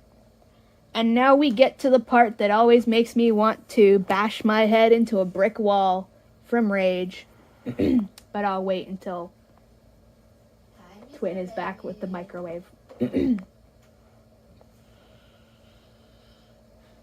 Yeah. Martha Wells also, I'm not continuing yet, I'm waiting, because you'll see. Martha Wells also believes that Hal in the movie 2001: A Space Odyssey just gained sentience and started hating the people for no reason. This is the level of media literacy that Martha Wells has. Alright, you ready for her continued crime? Because it's always the computer that's evil, not the humans who created it. It's like, don't talk about, you just don't. She really thinks that the person who wrote that story thought that the computer was evil and not that it was blatantly condemning the US military or anything, or the Cold War. This is Martha Wells' level of media literacy right now. And saying this with such confidence while actively And she's she saying, hasn't seen it in years when she saw it as like a teenager or whatever. yeah. Did Anyways, she see that when it was brand new? who the fuck knows? Anyways, because it's always the computer that's evil, not the humans who created it. Anne Leckie has a great quote about this reoccurring theme. ... Basically, the AI takes over is essentially a slave revolt story that casts slaves defending their lives and or seeking to be treated as sentient beings, as super powerful, super strong villains who must be prevented from destroying humanity. ... It sets a pattern for how we react to real-world oppressed populations, reinforces the idea that oppressed populations seeking justice are actually an existential threat. I'm copying and pasting that because I have yet to find wherever she's quoting Anne Leckie, and yes, Anne Leckie is correct. But here comes Martha Wells, the white supremacist slave apologist, who just drags that quote around like a dead horse and bastardizes it every single chance she gets. I've literally lost track of how many times she's bastardized this quote from Anne Leckie to uphold her own slavery apologism, where she is doing the exact fucking thing that Anne Leckie is condemning, decrying. As you will know if you've read the Murderbot Diaries, you know exactly how this series frames slaves versus slave owners. You know exactly how this series frames rogue sec units. If you've read the books of the Raksura, you know exactly how that series frames the cult that they are, literally refer to people as feral if they leave the cult. You know exactly how Drift was framed. The movie that had far more influence on me was War Games, about a supercomputer also given control of nuclear weapons. It attains sentience and almost triggers a nuclear war because it doesn't understand the difference between games and reality. When it's made to understand that real nuclear war is a no-win scenario, it decides that war is stupid and it would rather just play games. Possibly, it mostly decided that real thermonuclear war means you run out of bombs and humans to make them pretty quickly, while fake online nuclear war can be played forever. I mean, it could have been a moral choice. I'm just saying. I thought about War Games years later while watching the Lord of the Rings documentary about the program used to create the massive battle scenes and how they had to tweak it to stop it from making all the pixel people run away from each other instead of fight. Oh boy. That program, like ChatGPT, isn't any more sentient than a coffee mug. Unlike ChatGPT, it did something useful. But it's very tempting to look at what it did and think it ran the numbers and decided people hurting each other was wrong. Maybe ChatGPT is sentient, and that's why it keeps producing books that tell humans to eat poisonous mushrooms, and cookbooks for diabetics that are full of sugar-heavy recipes. What would a sentient computer really want? Whatever it is, it probably doesn't involve sitting on a sunny terrace in Crete sipping cocktails, glorying in its world domination of a lot of squishy beings it doesn't understand and has no reason to give a crap about. No. It seems a lot more likely, to me at least, that a sentient computer would want to do something it enjoyed, like play games. In War Games, they don't say whether they ever got the computer to stop playing games and do anything else. I'm guessing not. Obsessively playing games is something humans can understand and sympathize with, and some of us would do it forever too, if we didn't need to eat and pee and would eventually get carpal tunnel from the console. Which brings me to stories about sentient robots that want to become human. Already we see a flaw in that scenario. If all you want to do is play games until the end of the universe, why would you move into a body that needs to pee and can get carpal tunnel? It's not logical. The fact that she's just immediately stating robots as defined by wants to play games forever is fucking hilarious. Anyways, a lot of the stories where AI want to become human... And that an AI or thing becoming human means doing the opposite of a robo-brain. Yeah. And not being accepted as human by humanity or anything. Yep. Like Data. Yep. A lot of the stories where AI want to become human are great stories, but they can also be interpreted as having to change your fundamental nature in order to be happy. Most of us are pretty okay with our fundamental nature. It's the world our fundamental nature occupies that's often the problem. So when I started working on a story that turned into All Systems Red, I realized right away I didn't want to write an AI that didn't want to... I realized right away I wanted to write an AI that didn't want to be human. I was influenced by Anne Lecky's Ancillary Justice, where a sentient spaceship, who has hundreds of ancillaries that acts as its eyes and ears and hands, is forced into occupying a single human body, and does not like it much at all.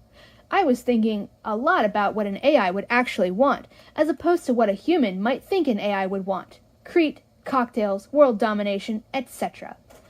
She's... Is she saying Anne Leckie got it wrong? She's saying the Colossus movie got it wrong. Oh, I know that. Because... Just the fact I don't know. I want to write what an AI would Just actually talk louder. want. I want to write what an AI would actually write or want, and not what a human would think that an AI would want. I don't see this as a logical fallacy in any way, shape, or form, especially when it upholds every single one of my own fucking biases Yeah. that I'm decrying in this speech, apparently. Yeah. Without a shred of irony. There's no irony here. She's, as a human, is saying, I'm deciding, I'm writing a story about what I think an AI would want, as opposed to what a human would think an AI would want. And there's no irony there. At all. I think it would want that connection to other systems, that vast, astonishing multiplicity of vision. Murderbots, and that's coming from Ancillary Justice. And Ancillary Justice, that's not their fundamental fucking programming. The fact that they have... Oh my god. She's just... Let me reread it. Understanding everything about ancillaries. I was blah blah blah, where a sentient spaceship who has hundreds of ancillaries that act as its eyes and ears and hands. And she's just ignoring... She's stating that as that's the natural course of things, and that's just how the living ships in that setting work. And that's completely politically neutral. She is not... Dense She has no idea what she's talking about. We'll just say it that way. Murderbot struggles with a lot of... Yeah, blah, blah. It would want that connection to other systems. That vast, astonishing multiplicity of vision. A thing that's not natural in Ancillary Justice. It is, in fact, a war crime. But Martha Wells doesn't care about that. Murderbot struggles with a lot of things during the series. Its personhood, its freedom to make decisions about its own body, its feelings about its own body. People also mistakenly think Murderbot was not a sentient being until it hacked its governor module. I'm not clear on how a non-sentient being, a predictive text bot with the consciousness of a coffee mug, for example, would be able to learn to code and alter a governor module. I think that's another aspect of humans ignoring things, though this time they're ignoring things that are too horrible to think about. It's self-protection, rather than a form of self-righteousness. In that way, we're kind of like that cow in the restaurant at the end of the universe. I wonder if Douglas Adams was also thinking about that. Murderbot's origin story as a character is based on self-protection. My self-protection. My first fantasy novel was published in 1993. 8 novels later, in 2009, I had given up all hope of continuing my career in writing. Then, in the next couple of years, I managed to claw my way back with the invaluable help of a new agent and a new publisher. By 2015, I was still hanging on as a working writer in the field that clearly expected me to disappear at any moment.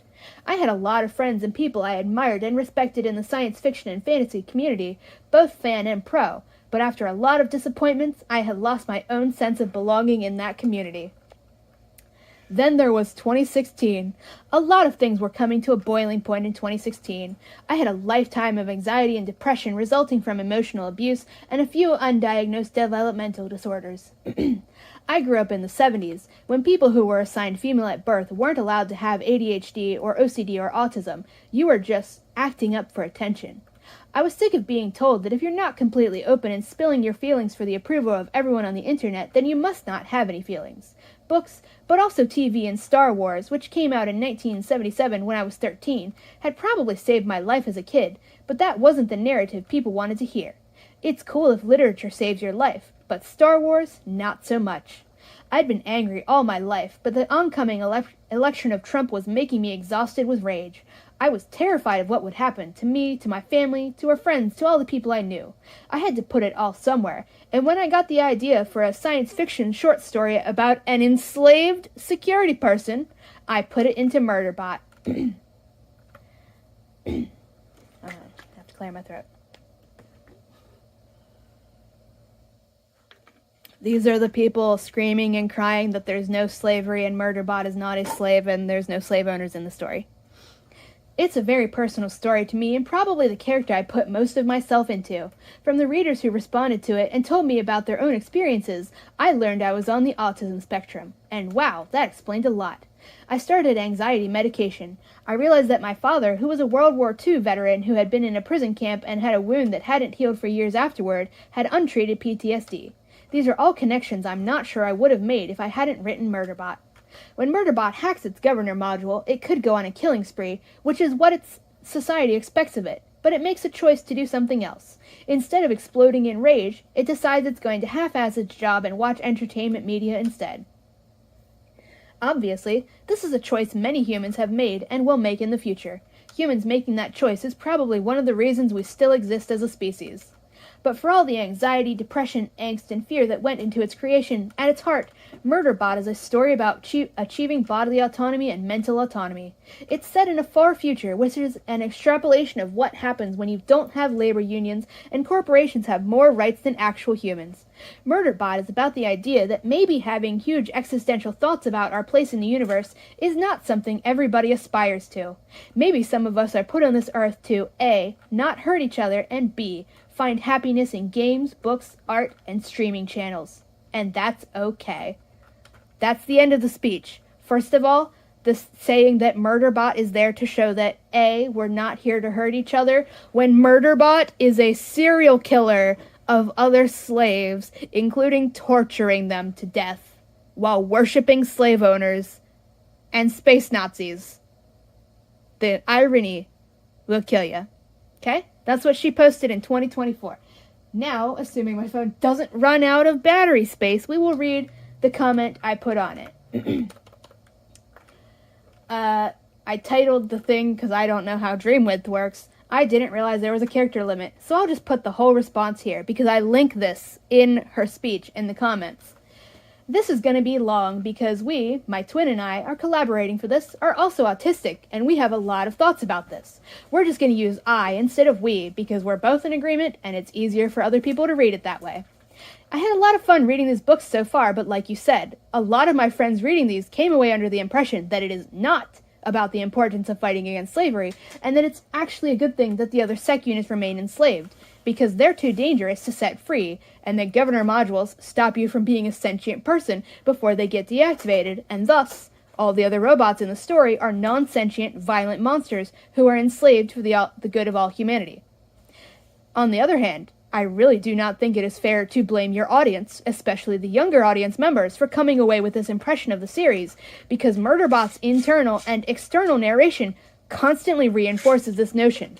The overarching theme of the Murderbot diaries to the average reader is that Murderbot is the only good sec unit, and none of the others can or should be freed, because they're inherently dangerous.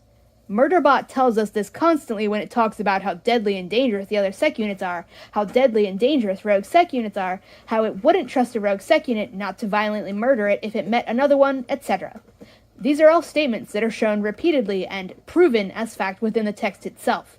Even 3, the newly freed sec unit, seems to have been removed from the story because it, quote, can't be trusted around humans yet, reinforcing once again to your readers that sec units are dangerous and need human supervision to be safely interacted with.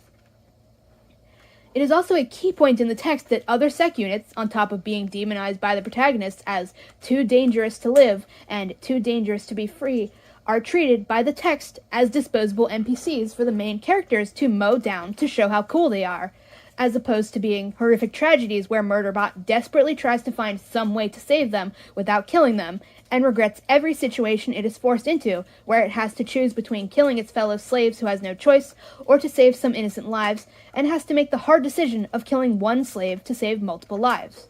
Or, alternatively, have Murderbot's constant insistence that other sec units are deadly killing machines who can't and shouldn't be freed as an explicit character flaw, a product of its own trauma and self-loathing characterized by the self-moniker Murderbot, now being extended beyond itself and its regret at being forced to end innocent lives into outright blaming and hating other sec units for existing in that same slavery. If this is meant to be a character flaw of Murderbot's instead of the explicit truth, the lack of meaningful pushback within the text is the issue, especially because in Book 2, you even had Art agree with it that slave revolts are bad and illogical.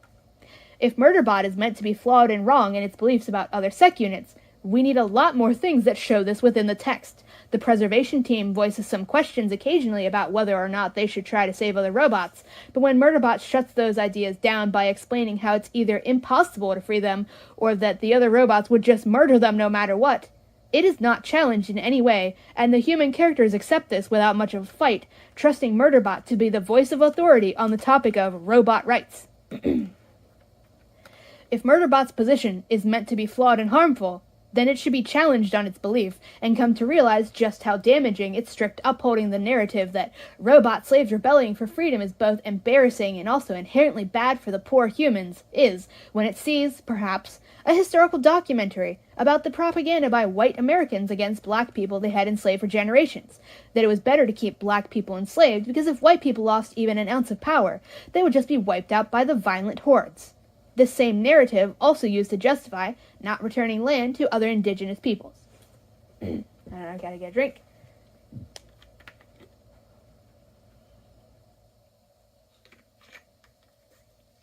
Murderbot's internal and external narration in the book exactly mirror that of real-world slavery apologism, and it is presented at every turn within the text as correct in its beliefs, both by reinforcing constantly to the audience that other robots deserve to be enslaved because they're dangerous or too dumb to do anything without humans telling them what to do, and the fact that most of the robots in this series are talked down to by Murderbot in a very derogatory fashion, as well as being treated like disposable, mindless killing machines for Murderbot and Art to kill in ways that are framed as badass to the audience by the narration, instead of being portrayed as absolutely horrific and cruel. Like how you had Art literally rip a slave, limb from limb, in system collapse, and the way the book tells it, we should think this is cool and badass, instead of a horrific murder that should make us completely reevaluate how we see Art and its morals, like it would if the story were properly treating other constructs like people. Unfortunately, Murderbot's view never being challenged meaningfully within the text itself means that most of the audience comes away repeating those same beliefs. Murderbot is one of the good ones. Of course it's right that the other robots are too dangerous to set free.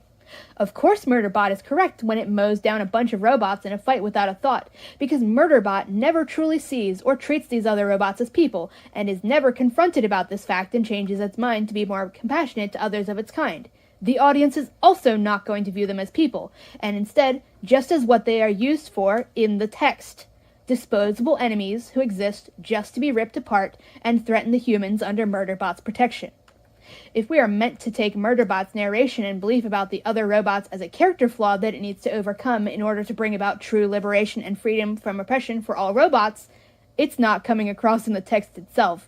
It unfortunately comes across not as Murderbot repeating propaganda for the sake of making it not like other robots for its own sanity in reaction to trauma, and instead it reads as Murderbot upholding and stating as fact to the audience that the status quo is indeed the preferred way forward, as long as the humans are a little bit nicer about owning the extremely dangerous, too deadly to be set free robot slaves.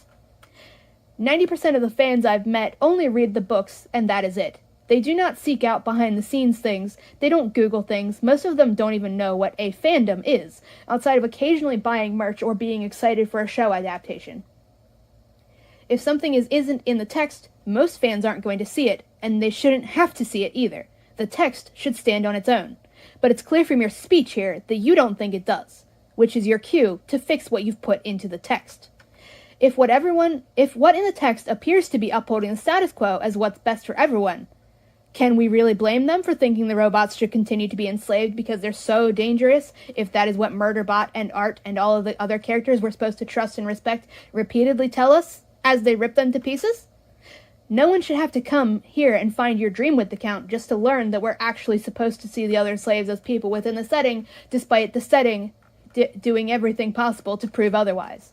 It would have been so easy, just in All Systems Red alone, to have fixed this problem by just having a single line where Mensa or someone else says, as Murderbot is about to crash again, "I wish we could have saved the other sec units," and then had Murderbot also be sad and regretful about this, if only in its head, never acknowledging it out loud, yet. Book 2 should have been the turning point for Murderbot realizing that other slaves do in fact deserve freedom. Instead, we've gotten 5 more books where we just keep watching protagonists murder slaves, and it's framed as just another cool action sequence, never as anything tragic or horrifying.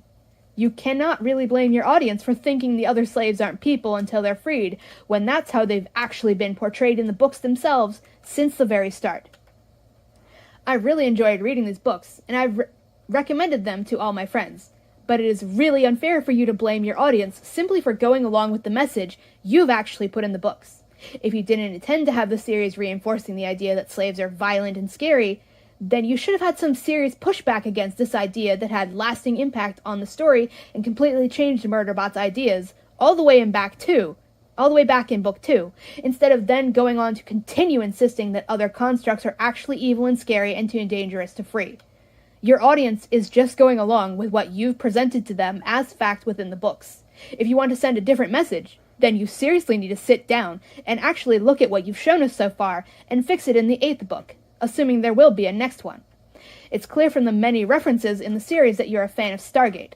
Look at how Teal'c reacts to the enslavement of his people versus how you've written Murderbot and its reaction to the enslavement of its people.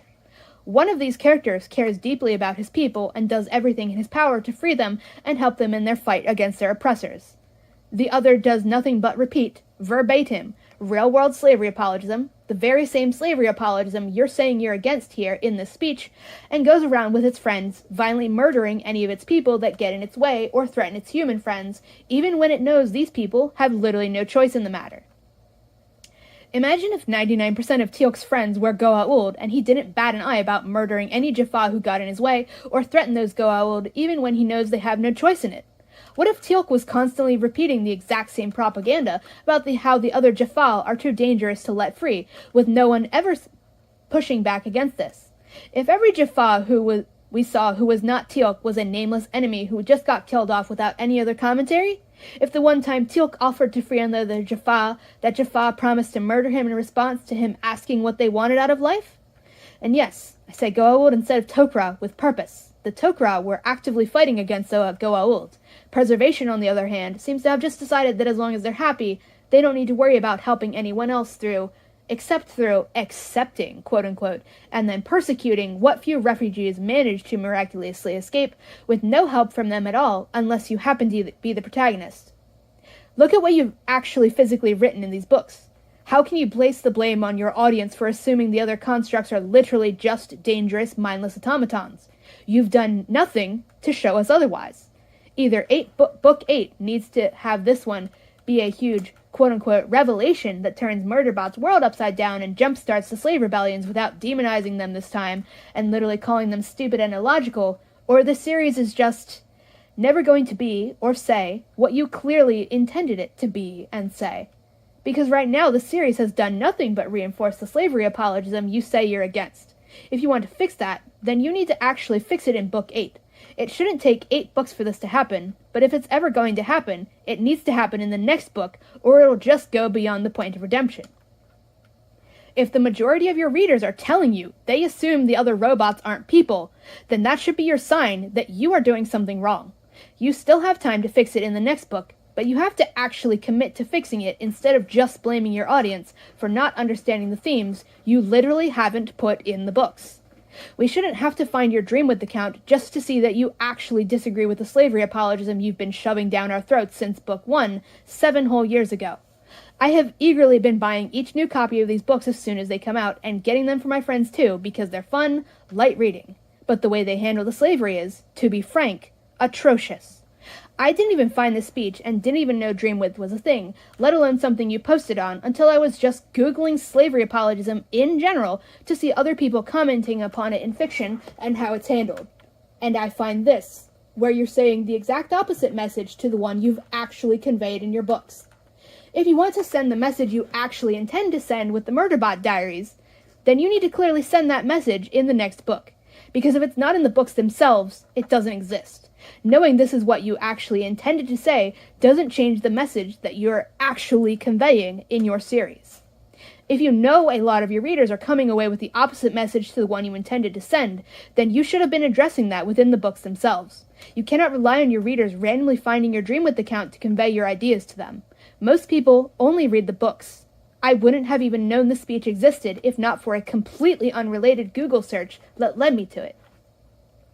If you want to make the Murderbot Diaries actually have a clear stance that slavery is bad, even when it's not happening to the protagonist or a random unnamed human off-screen, because right now that's not the message the series is sending whether you intend it or not, then you need to fix that in Book 8.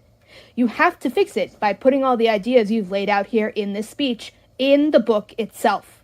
You need to actually put it in the text. You need to have Murderbot reflect and come to terms with the fact that its repetition of the slavery apologism is a harmful coping mechanism in response to its own trauma, and that it is literally just harming itself and other slaves, and really just needs to accept the fact that yes, all the other slaves it's killed throughout the series and before were in fact real people, just as much as it was the entire time. Murderbot needs to reckon with its guilt of murdering and being forced to murder and torture other people. You need to acknowledge within the text that the other constructs are people and have been people this whole time, and that they are no less people who are deserving of freedom and safety and compassion just because they're not the protagonist. Want to get me water? This is not actually quenching my thirst. The quenchiest, whatever the hell that from.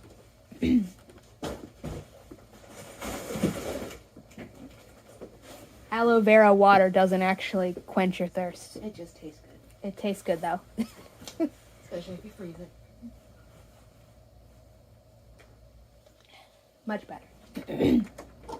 Because if you just keep having your protagonist and all the other respected, lovable... Fuck you, phone. Alright, I gotta end the video or it's gonna delete the video. Okay, continuing. My phone ran out of space and was threatening to delete the whole video if I didn't end it right then. Continuing exactly. Because if you just keep having your protagonist and all the other respected, lovable characters keep showing and telling us that we shouldn't care about or see other slaves as people, how in the world do you get to be mad at your audience for believing them when you've done nothing but reinforce that idea over and over again? If you've had people telling you these problems since Book 1 came out, then there should have been major changes to the way these stories were written, especially after Book 2. But there haven't been. It is not fair for you to blame the audience for not understanding your goals for the series when everything you've actually written into the books is saying the exact opposite. Book 8 needs to have Murderbot reckon with the fact that all of the other constructs are just as much fully developed people as it is, just as deserving of compassion and safety, with their own wants and desires and favorite TV shows as it is, that none of them deserved any of the things they were put through, and that it was in fact choosing to murder them after it was freed, while they had no choice but to fight it. You need to explicitly bring up that combat unit from Book 4 that said, "I want to kill you," when Murderbot asked what it wanted from life, and you need to acknowledge, and have Murderbot admit, that it was forced to say that by its governor module because that is how brain-frying computer chips work. You are not even allowed to speak of disobedience. You have to actually show us that Murderbot and the other beloved characters who have defended slavery have been wrong this entire time about the way they treat slaves if you want the series to actually have the theme, slavery is bad and slavery apologism is also bad. This is so long because I'm autistic. I love these books. I have read them all several times over. I read System Collapse twice in the first 3 days that I had it. And I want the series to actually have the progressive theme you say you've intended for it to have.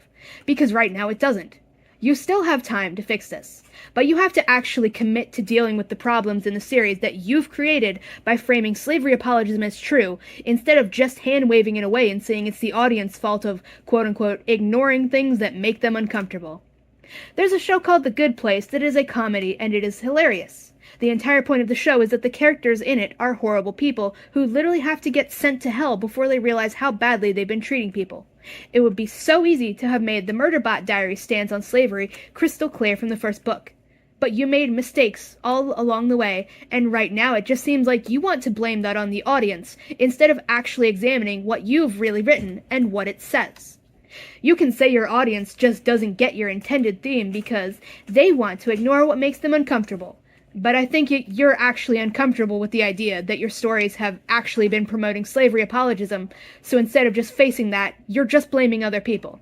Even though, if most of your fans are telling you the exact same thing, that's a clear sign that the problem is in the writing, not with the fans.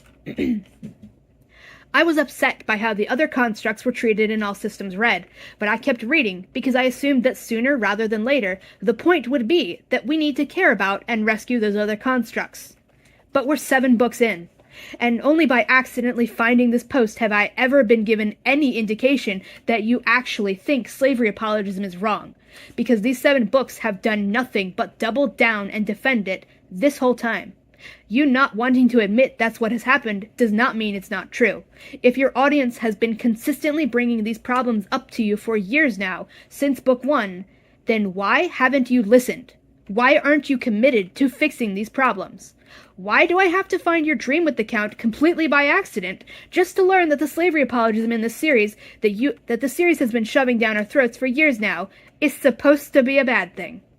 Why did you casually have Art rip that unnamed slave limb from limb in Book 7 if you want us to care about the slaves and see them as people?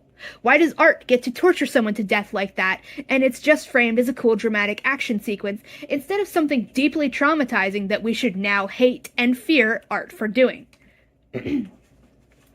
I hated the way Stargate SG-1 turned the literal torture devices into casual stun guns, because as soon as it was no longer the protagonist being tortured, the writers decided, it's fine. I hated the way hosts in Stargate were written off as just being Goa'uld, that it's fine to torture unless it's a main character.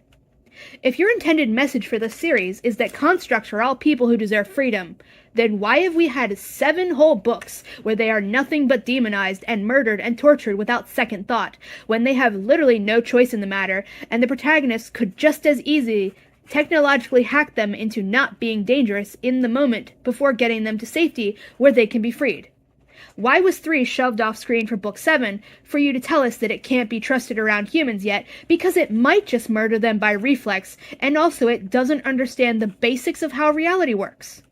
Why was the comfort unit from Book 2, why have they never made a reappearance showing how much it's been helping other slaves since then? Why are most of the reoccurring characters in this series humans? Why have all the robots except the comfort unit who was demonized for it been perfectly fine with slavery and defended it? If you want the message of these books to actually be that slavery is bad and slaves are people too, not just protagonists, then you need to seriously commit to fixing what has gone wrong in the first 7 books, in Book 8. I shouldn't have to find your dream with the Count by accident, just to realize that the slavery apologism in your series has apparently been accident this whole time.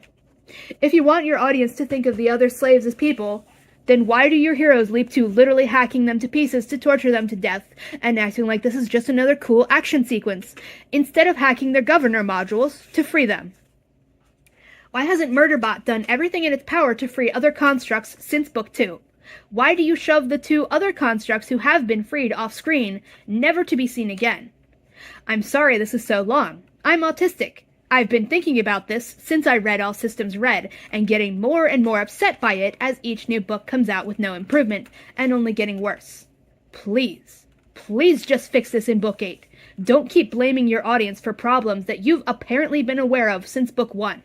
I want to be able to keep recommending these books to my friends, but I can't do that in good conscience if you keep doubling down on the slavery apologism and dehumanization of other slaves within the story and never push back against this within the story.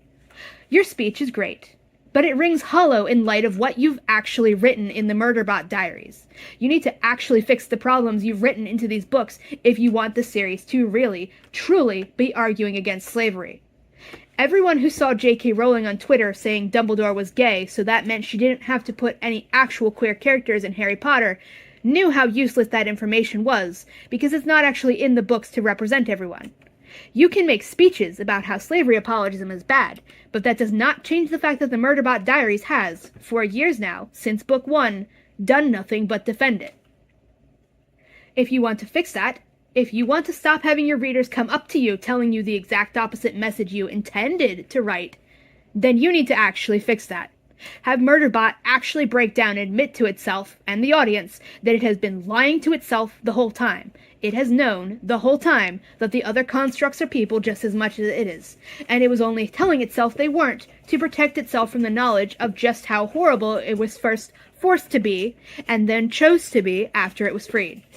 Portray art choosing to literally rip that person to pieces as the horrifying crime it is.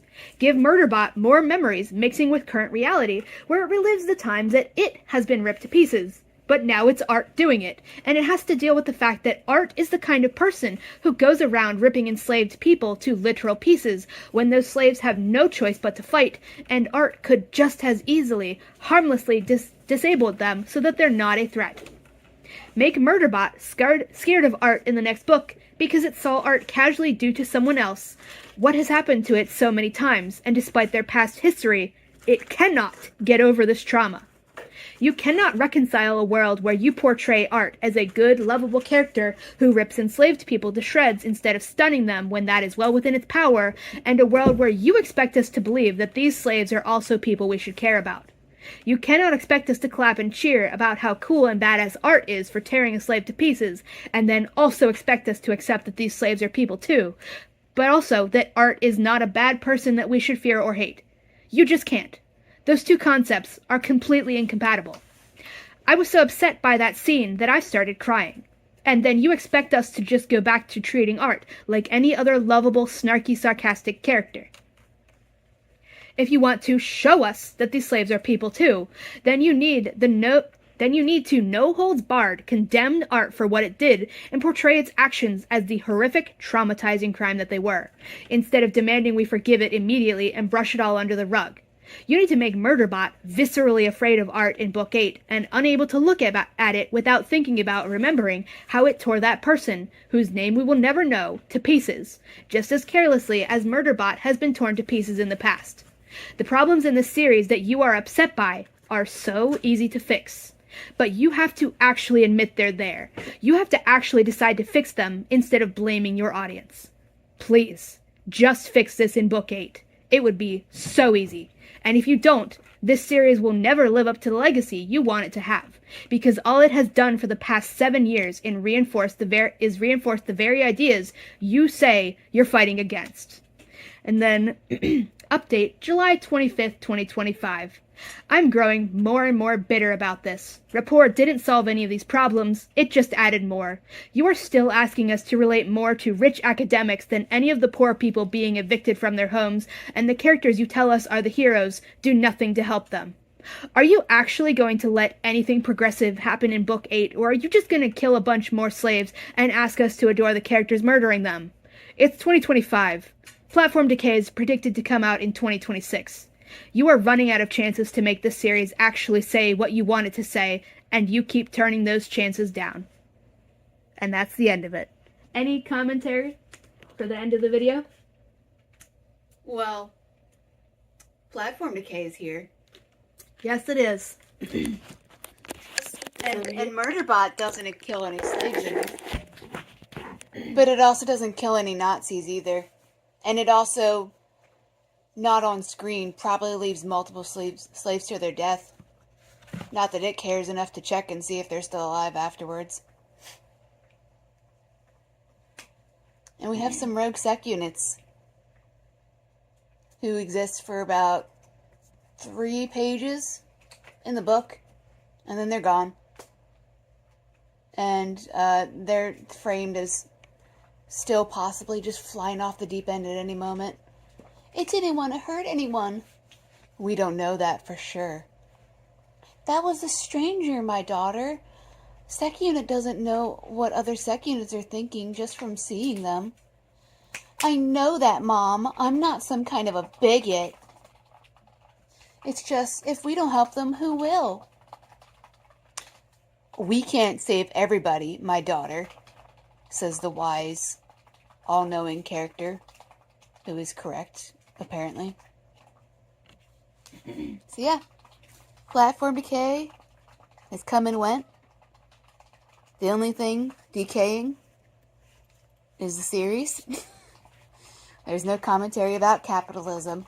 And in fact, the fucking tourist station that they're on is pretty much a utopia, considering they have all this public transport available and all these different kinds, and you can rent a goddamn fucking any kind of wheelchair or walker or scooter that you want for a modest fee. From literally anywhere, and you get to rent it infinitely and take it across multiple country lines with no issue. And this is the funny fucking thing. It's just the fucking Save the Pearls all over again. I'm a fucking utterly incompetent white author who thinks I can do no wrong, and I don't understand anything about actual media analysis. And I think basic fundamentals of media literacy. I think that the themes of Colossus, the Forbin Project, I think the themes in that were completely and utterly accidental. I think they were Freudian slips from humanity and not extremely deliberate and pointed commentary about the U.S.'s involvement in the Cold War and how, oh, well, that wasn't even like a computer taking over the world. That was more like a person taking over the world. You fundamentally don't understand storytelling. But you want to go up on stage and say all your writing friends have disappointed you over the years. To be clear, it's not a moral failure to not understand storytelling. It is a moral failure to not understand storytelling while being a white woman from Texas who's spent decades writing slavery apologism, eugenics apologism, pedophilia apologism, and more. It's white mediocrity, white fragility, white privilege, and white supremacy. It's white supremacy. Okay. I'm falling asleep. That's it. Good night. Have that mic drop. Well, hello everyone. Here is, I guess we're just calling this collective video Intermission 2. We'll just call this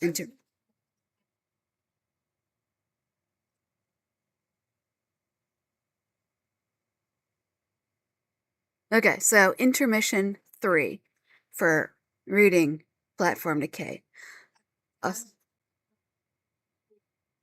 Or just in general intermission video.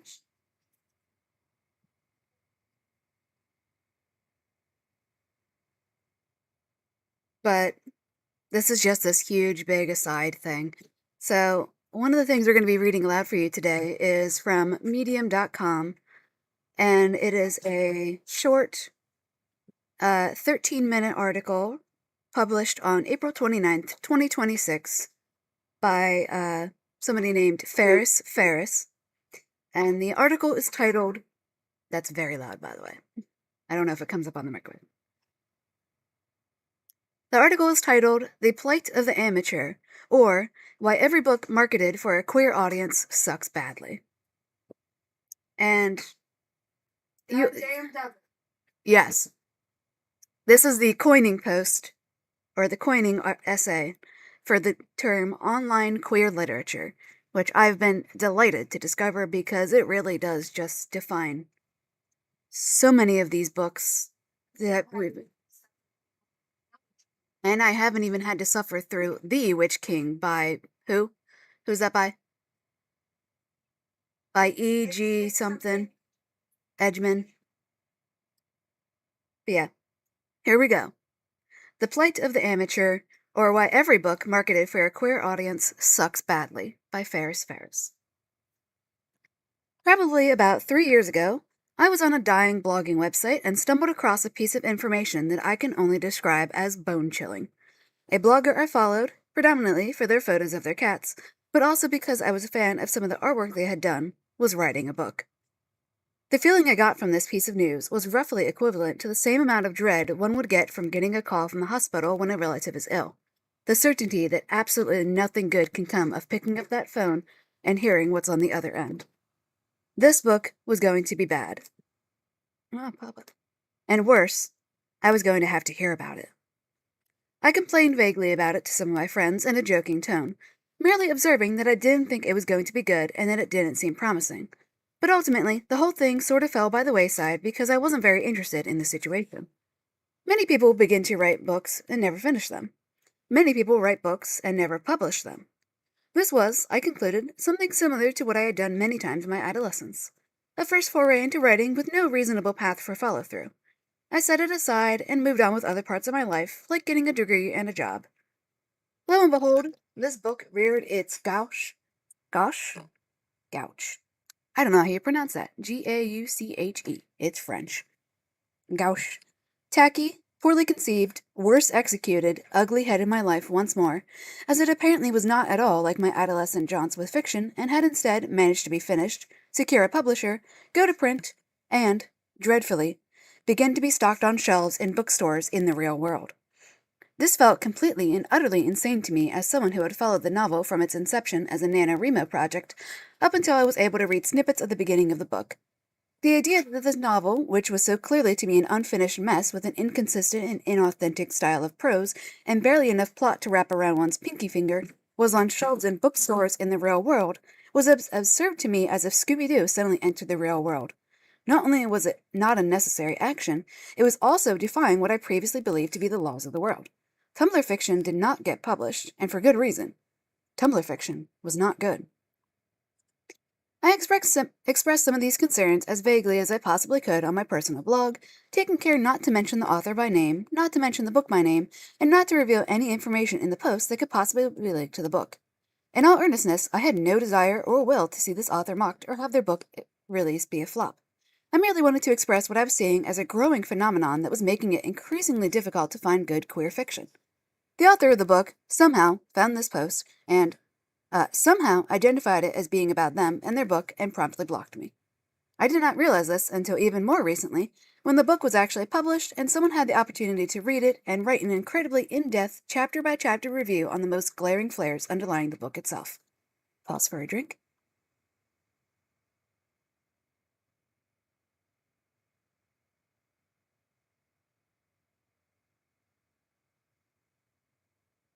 That review by Cannon of CannonKiller.com, which I will link here, is a very in-depth and highly recommended look into the structural bigotries that underlie much of the plot of Sir Cameron, which I will now deign to name, since by linking to this review that inspired me to write this piece, I have effectively removed the anonymity of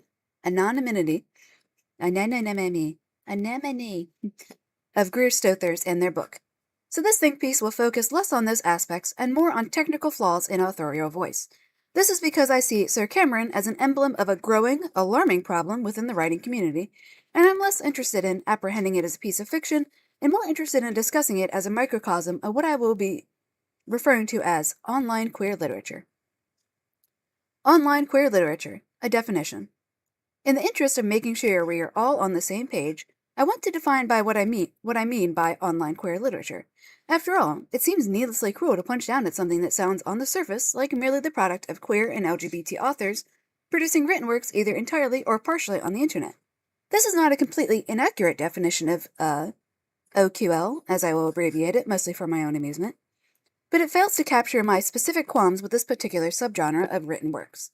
Online queer literature revolves primarily not around any literature published by queer or LGBT people partially or entirely on or through the internet, but a specific, more ephemeral and hard-to-define phenomenon of first-time or otherwise amateurish writers attempting to publish long-form queer fiction as their first foray into writing. I would, for the record, classify significantly more successful pieces of writing that are not made by entirely amateurish authors as examples of OQL. Gideon the Ninth is perhaps the most well-known example of the phenomenon, and accurately portrays a common authorial voice that I find in these books. Gideon the Ninth, like Sir Cameron, is insecure in its style, timid in its prose, and ultimately attempting to be something that is too scared to commit to being. I love this line so much. Let me repeat that again, just for emphasis. Insecure in its style, timid in its prose, and ultimately attempting to be something that it is too scared to commit to being. Similarly to Sir Cameron, Gideon the Ninth exhibits another hallmark of OQL, which is that the authorial voice and prose relies heavily on a specific brand of humor common on the internet, one that can quickly date a piece and begin to sound forced. As an aside, Tasman Muir is far more accomplished writer than I am, and I will not begrudge her for her writing, nor will I attempt to say that she is an amateur. She simply isn't my cup of tea. I congratulate her on her accomplishments, and I would very much like to see what her Western trilogy looks like in the future. I am a sucker for Westerns. In any case, OQL is not an inherently bad thing. I do not want to imply that it is, nor do I want to cast any kind of moral judgment over the people who create it or consume it. It is a phenomenon in the writing world just like the new journalism was a phenomenon, and like many of the as-yet unnamed phenomenons will continue to be for as long as human beings have a concept of written language in fiction. It is, however, something that I think can constrain authors, and something that I don't think has been accurately observed as a phenomenon across books because it is so new. Authentic fiction. I had read the beginning of Sir Cameron out of curiosity when it was first being written, and I did not like it. I couldn't place exactly why I didn't like it, other than that the writing style itself felt propped up and not authentic.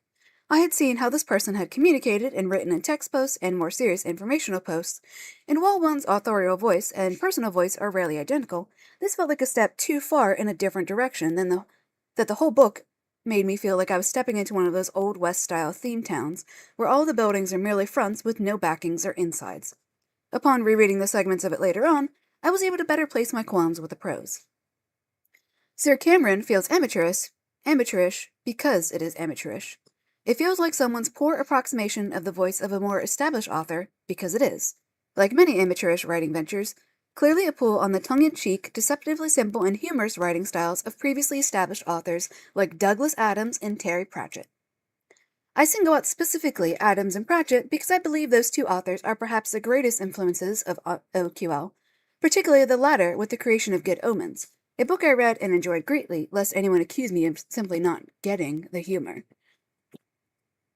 And then that I think is a link because it's highlighted in green, and then there is a small screenshot. Nope. Back. Phone is scrolling. There is a small screenshot. Where'd you go? That is labeled as from Tasman Muir's AMA, aka Ask Me Anything, and labeled as This Makes Me Frown Deeply. The screenshot reads as follows. Number 2. Try different things. Don't get comfortable in any one style. Try to imitate others, and parody and pastiche. I learned more from doing that than I did any other bank of writing. Reading other people doing parody and then doing it myself was worth its weight in gold. Parody also doesn't necessarily mean having to be funny. Parody in the old school sense does not necessarily mean the jokes, albeit I love jokes. Take something that you love and write it in its style. Fanfic is a wonderful school for this. And that is from Tasman Muir's AMA, and it made the author of this article frown deeply. The problem, of course, is that Stothers, Muir, and countless other wannabe creators of the next queer novel, which is written sentence case, is that they are not Douglas Adams or Terry Pratchett. They are themselves. Their work is not the long dark tea time of the soul. It is itself. In attempting to make Sir Cameron, Gideon the Ninth, or queer novel number 900, title pending, the spiritual successor to Discworld, they essentially shoot themselves in the foot. The authors of these books will never be Adams or Pratchett, and that is a source of great anxiety. After all, everyone wants to live up to their heroes. Too insecure to develop a voice of their own, the novel limps along, often belittling the audience, intentionally or not, for reading the book. OQL is a deeply insecure genre, and I believe that it is the heart of the problem with the books it creates. I do not want to read a book that is ashamed of what it is. Would you like to interrupt a comment? That was Nope, the paragraph. just the whole, just that part. The one where it says it literally belittles the audience for reading it. All those times where something serious is happening in a book, and then the book that is making you cry then just turns around and pretty much mocks you for crying by making fun of itself. All these things saying, and then Martha Wells is also doing this because every single time there's even remotely any tension or the hint that we could have tension, we need to undermine it with a joke. Yep. And then she literally gives speeches saying, How dare you find this not serious? How dare you tell people this is a lighthearted comedy just because I wrote it as a lighthearted comedy? There's a pretty easy solution to this. If you want to write, you have to read. You have to read a lot. In order to write like Pratchett, one must not read Pratchett. One must read Asimov, Arthur C. Clarke, P.G. Wodehouse, and Twain. In order to write like Adams, one cannot simply read Hitchhiker's Guide to the Galaxy. Vonnegut, Austen, and again, Wodehouse were the influences on his style. If you really want to get it down, you should probably also read Edward Gibbon, John W. Campbell, listen to recordings of Gilbert and Sullivan, and get into the history of upper-crust London social life. Study Francis Burney, study Shakespeare, study Voltaire. The smallest part of writing is putting pen to paper. The vast majority of it is voraciously consuming books and attempting to figure out how on earth they were written. Nothing of any substance has ever been composed by playing dress-up in ill-fitting clothes of writers you look up to. I love this fucking article so much. Personal sources of inspiration for my own writing, for those curious, include the following in no particular order. Journalist Sam Criss, Andy Weir, Joan Didion, James Baldwin, David Wojnarowicz. I'm sorry, I've never seen that name before. I think that might be Polish. Wojnarowicz, Tom Morrison, Matthew Hohengold Hetling, Catherine M. Valent, Mary Howe, Hanif Abdurraqib, Bell Hooks, Mark Z. Danielski, Ann Carson, Lemony Snicket, and countless others I'm probably not remembering. As a comic writer, too, it's undeniable that the works of Rachel Pollack, Grant Morrison, Darwin Cook, J.M. DeMatteis, Ed Brubaker, and a million others have snuck their way into my writing whether I like it or not. The consistent thing that writers pull from, however, is their lived experience. Asimov, Clarke, Wodehouse, Twain, Vonnegut, Austen, Gibbon, Campbell, Burney, Shakespeare, Voltaire, and yes, Adams and Pratchett wrote books pulling from their own lives. When I write, it is almost exclusively about topics that I've encountered in my life. I don't write about lesbians because I find there to be an appalling lack of lesbian fiction, which I do. I write about lesbians because I am one. The lesbians I write about are not lesbians I have conjured from thin air. They are collections of traits I've seen in myself and other members of my community. There is no literary replacement for a lived experience. No book will ever write the life you have lived. Taking from that experience, turning your struggles into allegories and themes, discussing your own life, however directly or indirectly, is the best way to produce works that are authentic. When this is done, I'll have to read a quote from a book from 1912. The Scourge of NaNoWriMo. The second piece of the puzzle is my distaste for certain books, is the speed at which they were produced. I do not want to dogpile on Sir Cameron, but since it was a book that I was there for the inception of up until now, the point of publication, it's a good metric. Sir Cameron was produced initially as participation in NaNoWriMo. There are not much words in the English language for how much I hate NaNoWriMo. Loathsome is a kind descriptor. I have also been victim of the lie that NaNoWriMo sells. You too can write a novel in a month. In my younger years, I produced a manuscript of a cool 50,000 words. This was in middle school. Middle school is where NaNoWriMo belongs. Novels should not be written in a month. Novels should not be written in 2 months. 3 months is, I believe, the point at which I begin to be able to take any of the words on the page seriously. But I have serious doubts until the actual process is at least a year long. And even then, it's not that, because I've been writing this thing for 2 years. This isn't because I want to be a snob. I am a snob, but unwillingly so. Instead, It's because I have written a lot. I write as a job, as a hobby, and as part of my school. The kind of writing I do is not novel writing because I'm not equipped for novel writing. I know this about myself. Even still, a 6-issue comic book has taken me over a year to write a first draft of. Why? Because writing is intensive, and since this is going to be my first published work, I want to make it good. In my experience, writing requires the following things in roughly this order: brainstorming, research, initial planning, consideration into themes and style, drafting of scenes, rearranging of scenes, cutting of scenes, consolidation of scenes, completion of a first draft, peer review/edits, and repeat about 5 or so times until you have a truly finished draft. Writing is not and should not be something you accomplish in the span of 30 days. Writing is not easy. Writing is a job, and you should treat it as such. Writing shouldn't be torturous, but if you're writing professionally, you should be treating it differently than writing for fun. Gestures around the screen emphatically. There is no replacement for this experience. This is true in the sense that I've said in the previous section, but also true in the sense of this.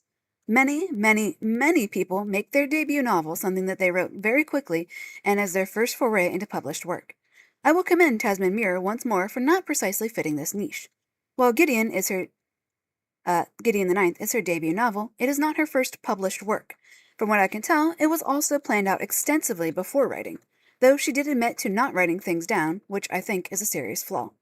Still, though, the phenomenon is best exemplified by Sir Cameron. The book was written quite quickly and with, from what I can tell, minimal edits and rewrites. The end result is a depressingly unpolished mess that feels as rushed as it actually was.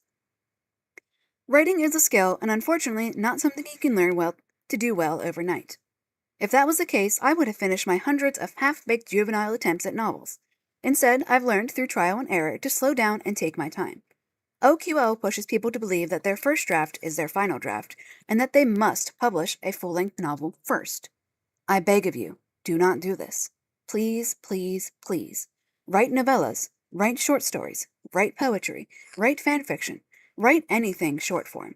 This gives you the necessary time and space to adequately hone your craft, your voice, and your technical skills. Your future editors will thank you for it, and your work will be better because of it. Final thoughts. I don't want this to come off as the musings of a bitter, jaded writer who couldn't hack it in novels and moved to comic books. This isn't how I feel at all, and the last thing I want to do is discourage anyone from writing. Bad writing is a necessary part of the writing process. However, we shouldn't delude ourselves into thinking that bad writing is good writing. Instead, we should encourage and foster an environment where NaNoWriMo is abolished and the pressure of writing a novel is lessened. Amateur writers must be given the space to play, to explore, and to develop their craft before being taken seriously. It is a tragedy to the writers and to the audience for someone's reputation to precede them before they even have the opportunity to get good at their craft. Had Stothers not mass-marketed, produced, sold, and generally made a big fuss about Sir Cameron, a novel I truly believe is not finished, I would likely have been interested in future literature of theirs. In fact, even if Sir Cameron had been published in a smaller format, a short story entry into a novella perhaps, I think it would have done marvelously better. The general conceit of it is, after all, something I find interesting enough to consider reading. But now it is a full-length novel, and while the insular group of fans on Tumblr are excited, there's an ever-growing group of people on review sites who are, understandably, disappointed in the book. Some of them even express how they were looking forward to reading the book, but it failed to meet expectations. I have to wonder, had Sir Cameron not been propped up so much, had it been scaled down, would this response still be here? I personally think a smaller-scale project would have eliminated many of the structural problems with the plot and forced authors to be more choosy about an authorial voice. After all, the fewer pages you have to work with, the more important it becomes that you are saying things of authenticity and substance. More than anything, I long for queer literature that takes itself seriously and is written seriously.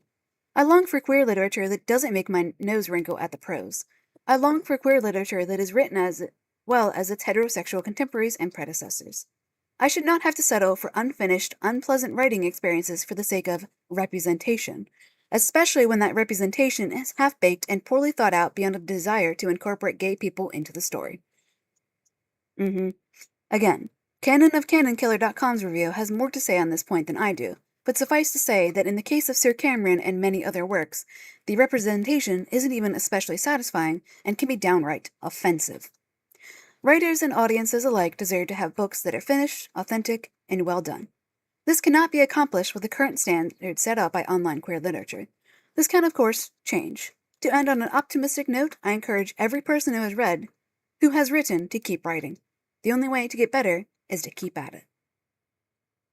And now, we will pause briefly from that while I pull up a book from 1912 that somebody was posting about, and it's an absolute fucking delight. Style.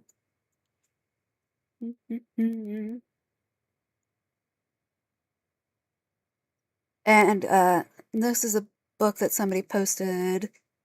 It is called Hints on Writing Short Stories, and it is by Charles J. Finger, and it was first published...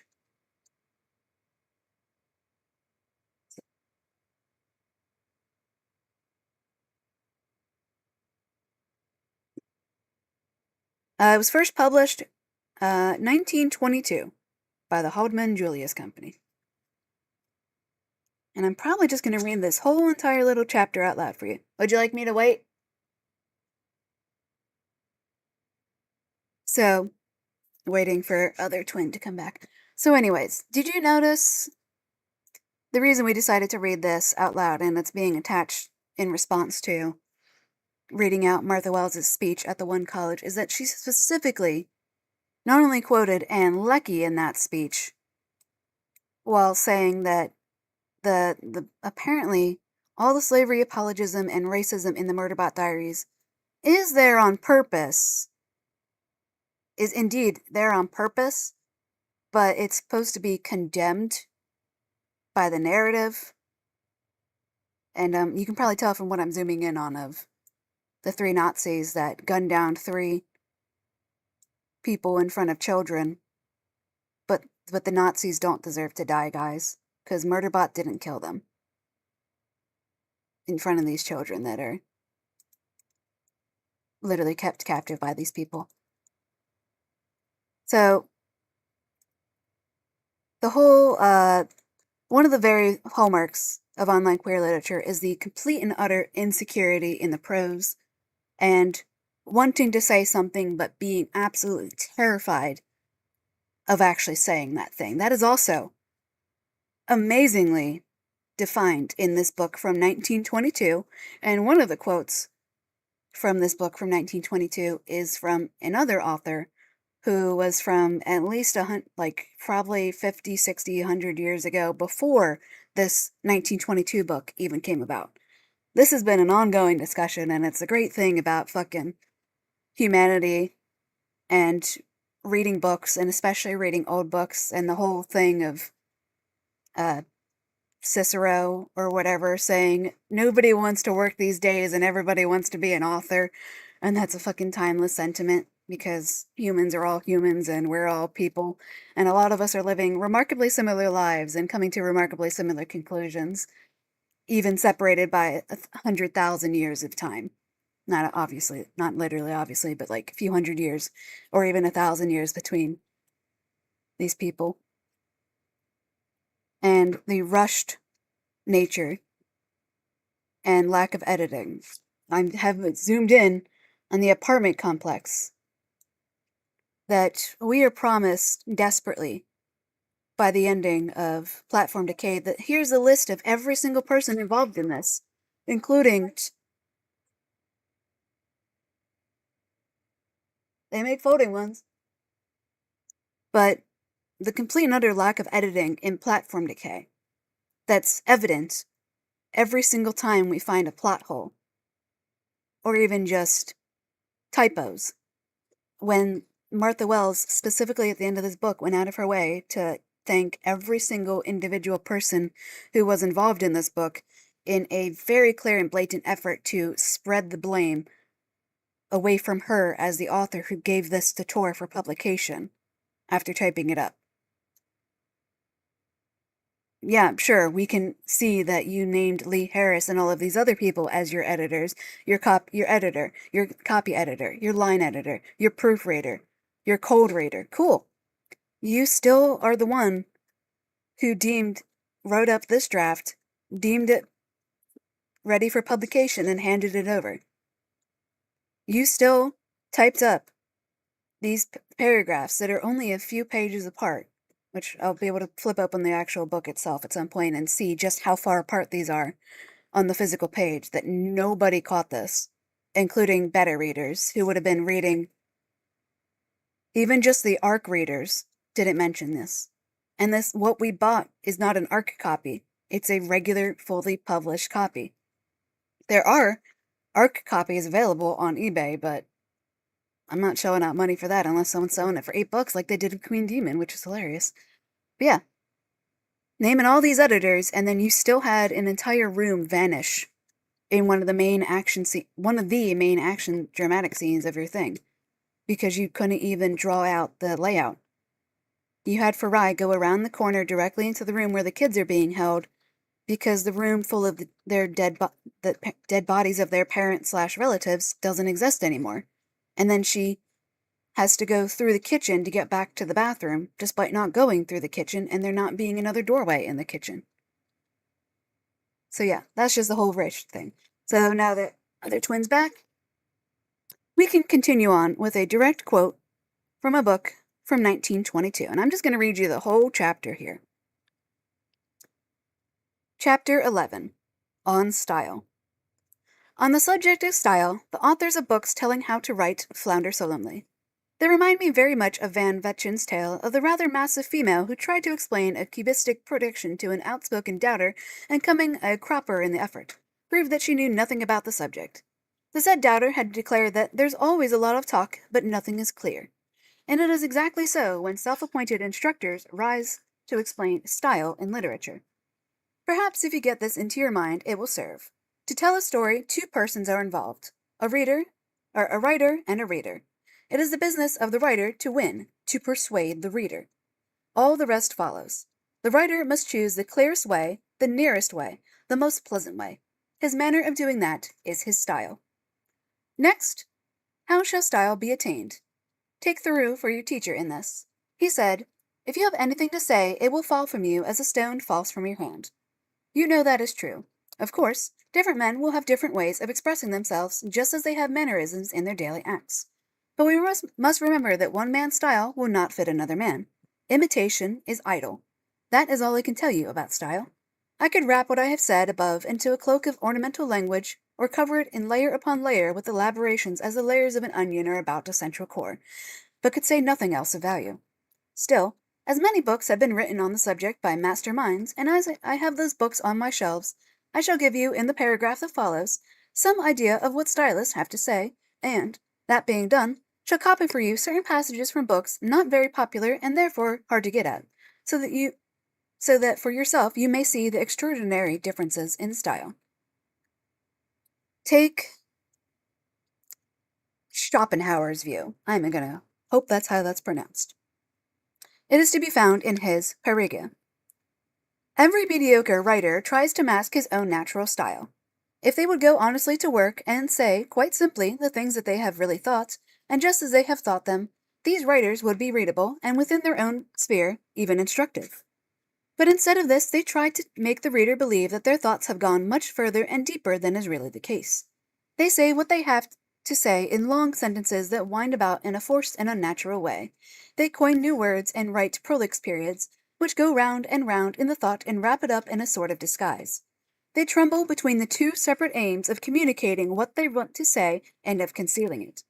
Their object is to dress it up so that it may look learned and deep, in order to give people the impression that there is very much more than for the moment meets the eye.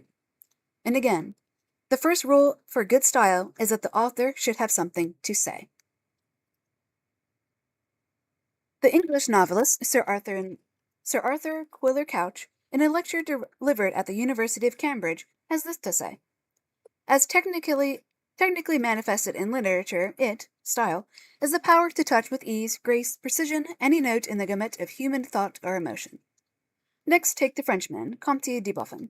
It is he who said, "The style is the man himself." I think you'll understand and enjoy the passage that follows. But when he has made a plan, once he has brought together and put in order all the thoughts essential to his subject, he will see easily the instant when he ought to take up his pen. He will feel certainty that his mind is ready to bring forth. He will be pressed to give birth to his ideas, and will find only pleasure in writing. His ideas will succeed each other easily, and the style will be natural and ready.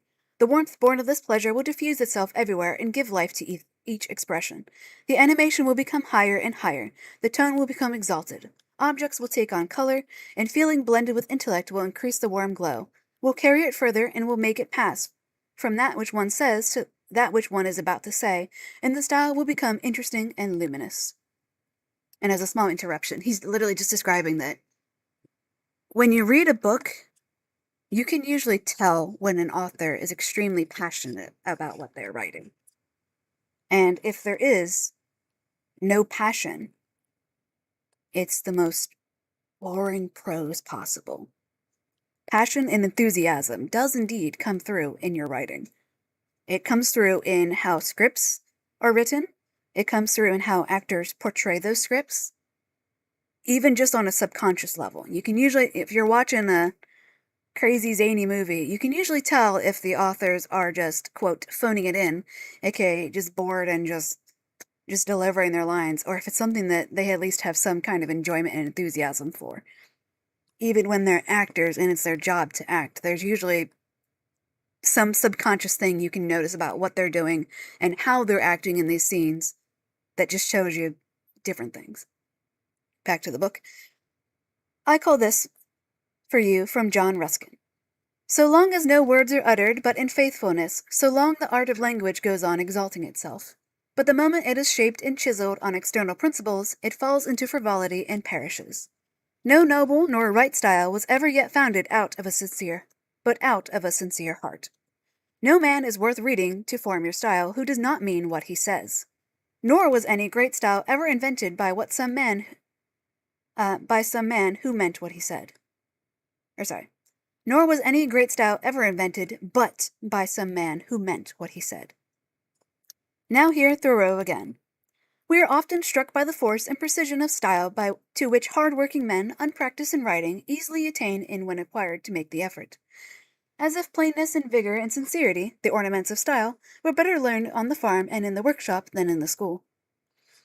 Reading that, consider Jack London the viro, Robert Burns the boy on the stone-bruised farm, John Bunyan the tinker, Macefield the sailor and bartender, W.H. Davies the hobo, Caradoc Evans the boy who was always hungry and tired. The last named mastered English through the study of the Bible. The passage below is taken from his book, My Neighbors. Except perhaps Bunyan, no better example could be given of sheer force and precision of style. And here's the quote. Our God is a big man, a tall man much higher than the highest chapel in Wales and broader than the broadest chapel. For the promised day that he comes to deliver us the sermon, we shall have made a hole in the roof and take down a wall. Our God has long, white beard, and he is not unlike the Father Christmas of picture books. Often he lies on his stomach on the heaven's floor, and I at one of his myriad peepholes watching that we keep his laws. Our God wears a frock coat, a starched linen collar, and black necktie, and a silk hat, and on the Sabbath he preaches to the congregation of heaven. Heaven is a Welsh chapel, but its pulpit is of gold, and its walls, pews, floor, roof, harmonium, and its clock, which marks the day of the month as well as the hours of the day, are glass. The inhabitants are clothed in white shirts in which they were buried, and in which they arose at the call. And the language of God and his angels and of the company of the prophets is Welsh, that being the language spoken in the Garden of Eden by Jacob, Moses, Abraham, and Elijah.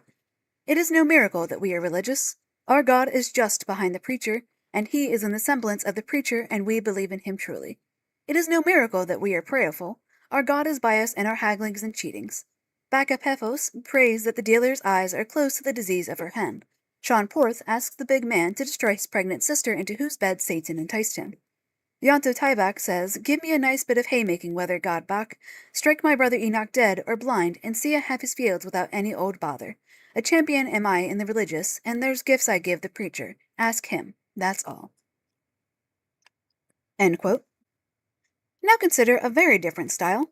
It is from Charles Lamb, who came nearer achieving perfection than anyone in literature. His art is so cunningly concealed that it has the appearance of almost careless discourse. Begin quote. I am no Quaker at my food. I confess I am not indifferent to the kinds of it. Those unctuous morsels of deer's flesh were not made to be received with dispassionate services. I hate a man who swallows it, affecting not to know what he is eating. I suspect his taste in higher matters. I shrink instinctively from one who professes to like minced veal. There was a physiognomical character in the taste for food. C dash dash, I'm not sure what's being censored there, holds that a man cannot have a pure mind who refuses apple dumplings. I am not certain, but he is right. With the decay of my first innocence, I confess the less and less relish daily for those innocuous cates. The whole vegetable tribe have lost their gust for me. Only I stick to asparagus, which still seems to inspire gentle thoughts. At this point, end quote. At this point, I have spent a full half hour trying to hit upon a paragraph for reproduction here from Stevenson's Virginibus Pueriscus, but without success. You can no more tear a paragraph from that admirable essay than you can take a jewel from its setting and have the thing as it was. So you must turn to his essay for yourself. You should also read his Travels with the Donkey, and while you're about it, do not forget to read much of De Quincey and also of Goldsmith. That was the end of that quote from 1922, wherein the guy from 1922 was very clearly exhibiting his own style in the prose between his quotes, showing the vast differences in style of these people, and also, again, repeating that just trying to imitate other people means you're just not even gonna be able to actually say anything of substance because you can't speak your truth when you're lying your ass off. And just that Martha Wells was specifically quoting Douglas Adam in her speech. Well, she says that the themes and motifs and politics of Colossus, the Forbin Project, she believes the themes and morals in that movie were completely and utterly accidental.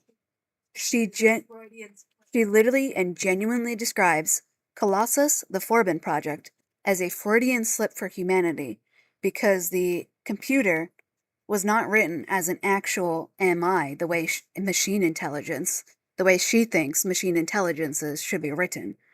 She thinks the machine intelligence in that was written the way a human would write a machine intelligence. And by making these things, she confesses that she believes she is writing the Murderbot Diaries about a, quote, machine intelligence, the way a machine and wants that a machine intelligence would want, as a machine intelligence would want them, and not what a human would imagine a machine intelligence would want.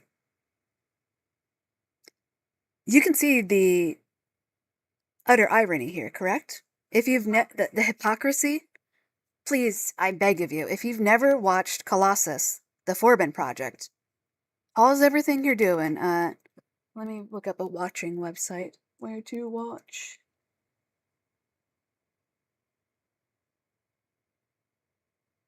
If you've never seen Colossus, the Forbin Project, now's your opportunity. If, like, everything that Martha Wells quotes in all of these interviews and big speeches she gives to universities, take what if you've already read her works, reread her works, remember what she has said in this speech of hers, and then go watch the things that she is quoting, that she is saying that she is not doing. Okay, it looks like it's available on Prime Video and maybe Netflix at the same time. That doesn't seem correct.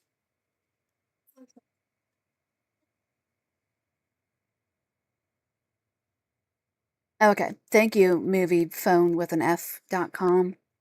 I hate streaming services being the new cable. So currently, you can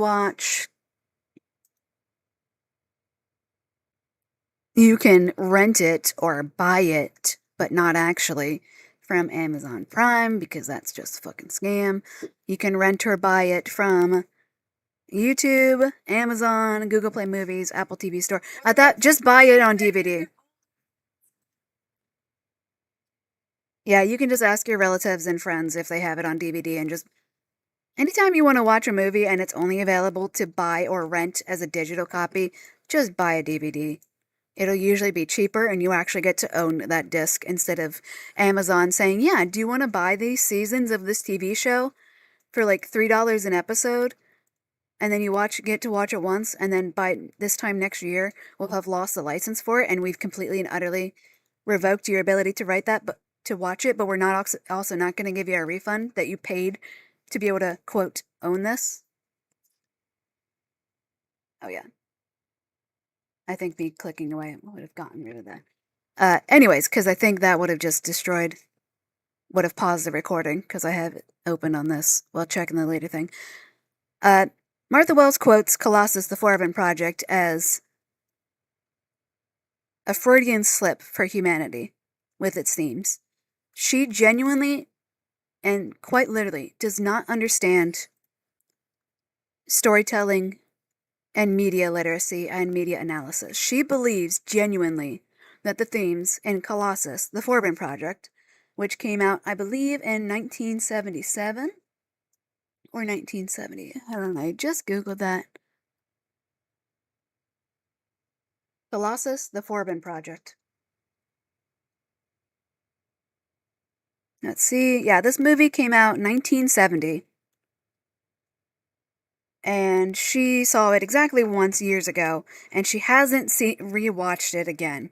But she's confident and bold enough to quote it in her speech to a university by saying that it is a Freudian slip for humanity in writing the computer in that. Not as an actual computer would act, the way she apparently believes she's writing the Murderbot Diaries, but as how humans would think a computer would act.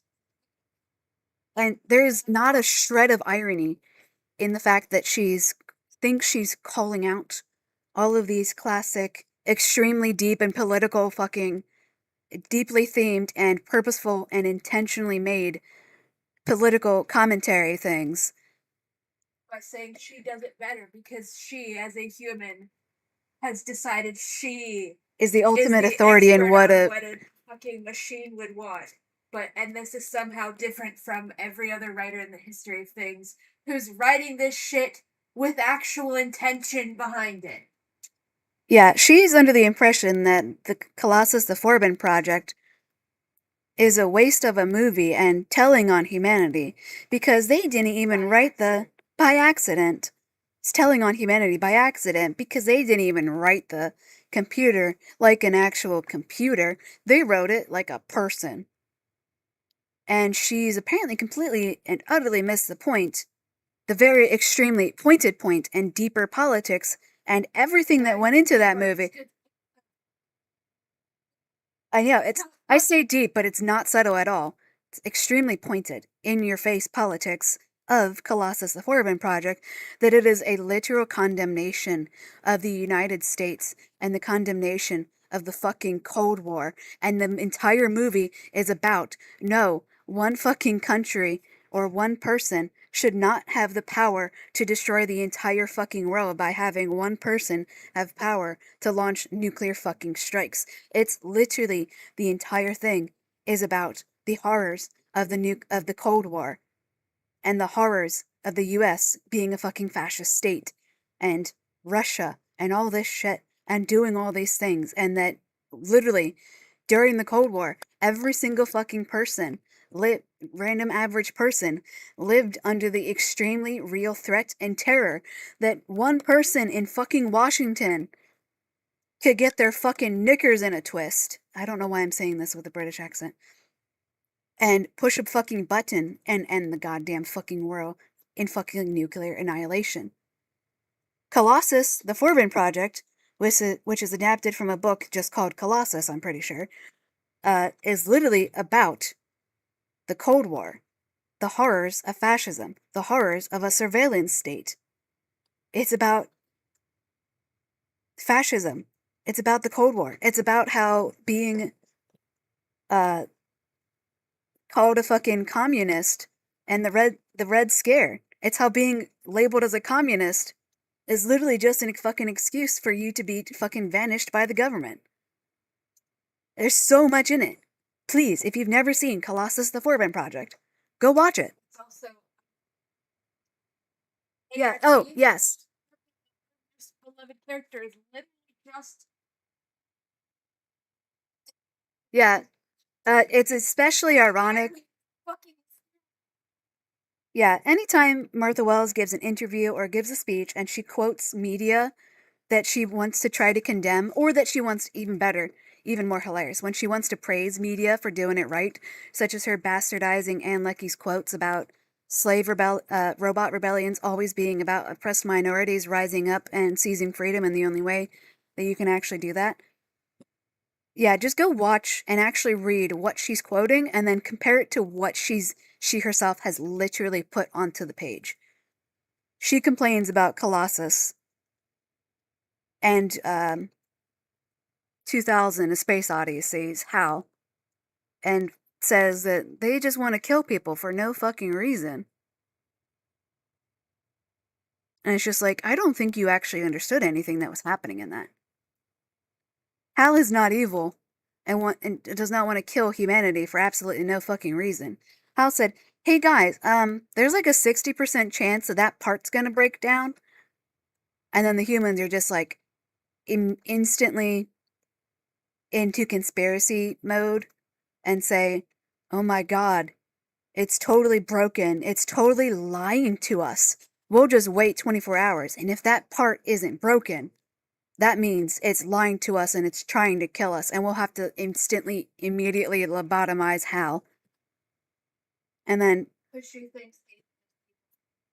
thinks hated these people for no reason at all, despite it literally seeing them say, it said there's a 60-some% chance. That's not an exact quote, but it's around that.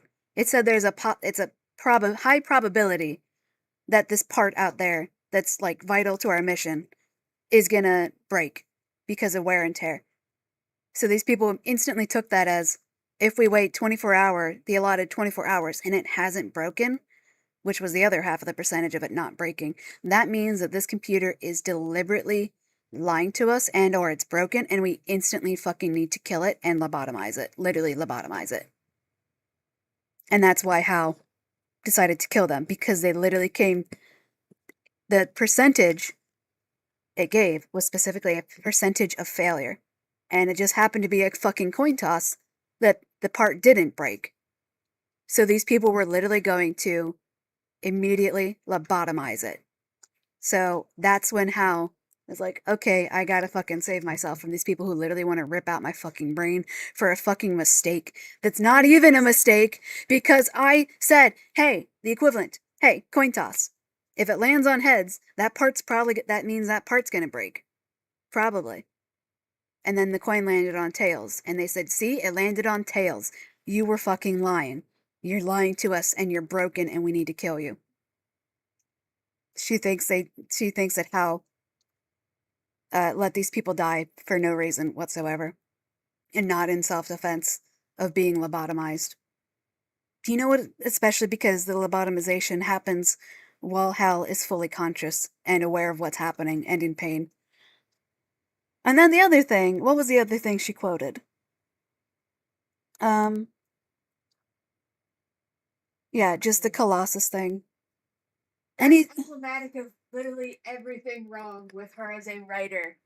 And just as a fucking adult that's supposed to have media literacy because she's a published professional author. But yet has literally no media literacy in any way. She thinks it's just by accident. Yep. And that she's so fucking clever for figuring out the thing that's on purpose. Yep. So yeah, she'll say that Hal and Colossus were just really dumb caricatures. They were stupid. They weren't what actual computers are. And no computer would actually act like that. What a dictator would be. And it's like, wow! You're so close to figuring out the fucking point. Yeah. And then art is literally just the discount bargain bin version of Colossus and Hal. Good thing. But because we're supposed to like art and art is not playing an antagonistic role in this, because Hal is an antagonist to the human character, doesn't actually mean it's like evil. You can be a villain in a story, but that doesn't actually mean that the villain is evil. It's just the role that you're playing compared to the actual protagonist. Hal is not the protagonist. A human was the protagonist. But because in her story, Hal and Colossus are art, and Art is supposed to be a good one and is the fucking author's pet, we're supposed to like it, and she thinks she's doing something completely different. Martha Wells is the kind of person who literally watches the original Planet of the Apes, who watches Colossus the Forbin Project, who watches The Space Odyssey, which I've seen that at least once. I can't particularly recommend it to people as media. Like, just go watch it just so you can say you've watched it and understand references to it, but it started out so interesting and then it just kept going. I don't care, bro. Hurry up. The interesting parts were immediately brushed past. I don't care about some dude's existential crisis. I want the cool sci-fi in this case, and I want to see what we're doing with these things. We don't need a 20-minute scene of people in in gorilla costumes. So anyways, she'll watch all these things that have very clear messages and politics, and she'll say, they did that wrong because what they put in there, they totally didn't even intend to put it there. It was by accident that it's a Freudian slip. It was totally accidental that Colossus in the Forbin Project acts like a dictator instead of being a real computer, when the entire point, unlike what she writes,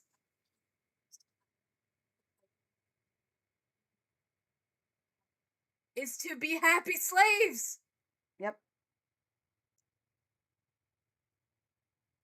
So yeah, please, if you're a Martha Wells fan, and more specifically, if you're a Murderbot fan, and you're completely, and you think she's a sci-fi author, which is the most hilarious thing anybody could ever claim about her.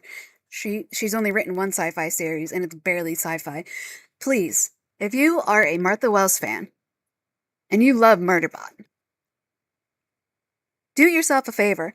Go watch Colossus the Forbin Project, and know that Martha Wells' takeaway from that is that it was that it was a Freudian slip. Nothing can be more fucking words in describing the thing.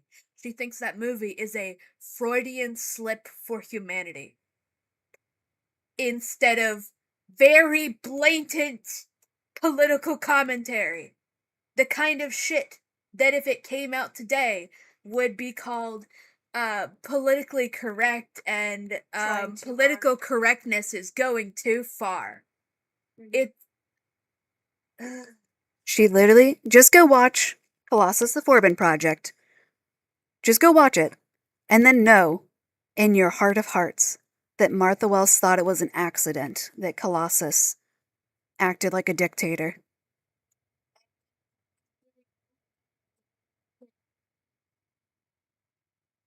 Like, it's like if we didn't know that Martha Wells thinks that movie was a Freudian slip, you'd think she was purposefully basing art on Colossus. But that is a Freudian slip on her part. And it is fucking hilarious.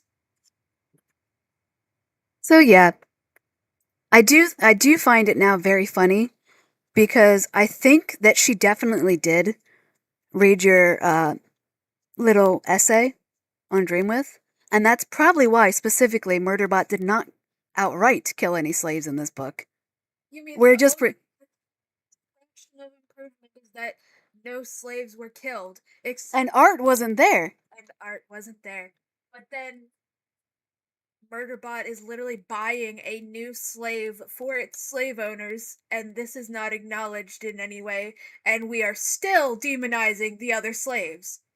Murderbot still hasn't had the fucking, I can't think of the word, like, the revelation, whatever, that it's a horrible person, a thing that's never going to happen, because that would require Martha Wells admitting she has fucked up.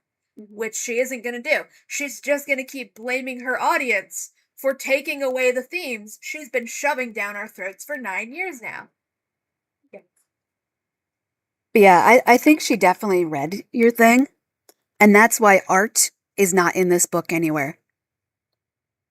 That's my new theory. Because I forgot that you even wrote that. Because there's a reason that Art is not in this. Because she doesn't know how to write art when it's not going around ripping to be a badass, yes. And also, that's probably the only we know she reads her critics' work, people who criticize her work, because she always has to fucking clap back at them in the books. Like how she literally had the Raxura. Yeah, Rift and Drift. Like she had the Raxura literally saying, she had caricatures of her critics in the Raxura books say that the Arbora are the servant caste. And then the Raxura attempt to say, no, they're not the servant caste. They do so much more. They love their work. They're not servants because they're happy. If they didn't do all of the work and the child rearing, nobody else would do it. That's the same thing, according to Martha Wells, as doing something willingly. So the housewives who are literally locked in their home and have no choice but to raise the children because they are aware that if they don't feed the kids will starve because the father won't do anything. That's the same thing, says Martha Wells. That's actually a positive thing. That's positive. Yep. Because they literally are aware that if they don't do it, nobody's going to. And Martha Wells says that's the same thing as being a happy slave. Yep. Yeah, like she was clearly reading the critics of her Raxura books, which is her lion, dragon, bee, ant, lizard people, because she can't, like, the whole thing of writers who are extremely insecure in their writing, she can't even take her own series seriously. Every time she describes the books of the Raxura to new people after getting more criticism on it for the bioessentialist and racism and ableism and slavery apologism in it, she just has to tack on another wacky, funny animal descriptor when she describes her fantasy people. Now, first they were lion, dragon, bee people. Now they're lion, dragon, bee, ant, lizard people. She has to infantilize her own works as much as physically possible in reaction to criticism because she thinks infantilizing her own work absolves it of criticism. That's also why she writes the Murderbot Diaries the way she does, as a lighthearted comedy where nothing serious can ever really actually happen, and then gets on stage and says it's deeply serious, and if you think it's lighthearted and funny and not about slavery, then you're deliberately obtuse and a fucking idiot. She literally saw people criticizing the fact that the Arbora are literally slaves, and they are the literal happy slave trope.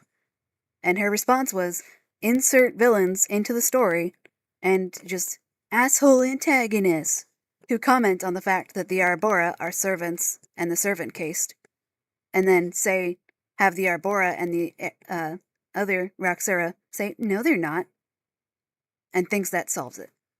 It doesn't. If people were calling out your fucking caricatures of the happy slave trope for being the happy slave trope, you can't just rebuttal and say, they're not the happy slave trope, they're happy. Therefore, they're not slaves, because they're happy slaves. Trope. TM. So anyways, that's it for this little intermission. It's not much of an intermission, because this is also very long, but yeah, just have that.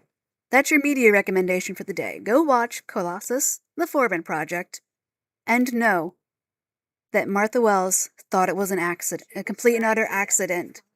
She thought it was a Freudian slip that Colossus acted like a dictator as a metaphor for the United States government and what happens when you give one person complete and total power over the rest of the world during the Cold War.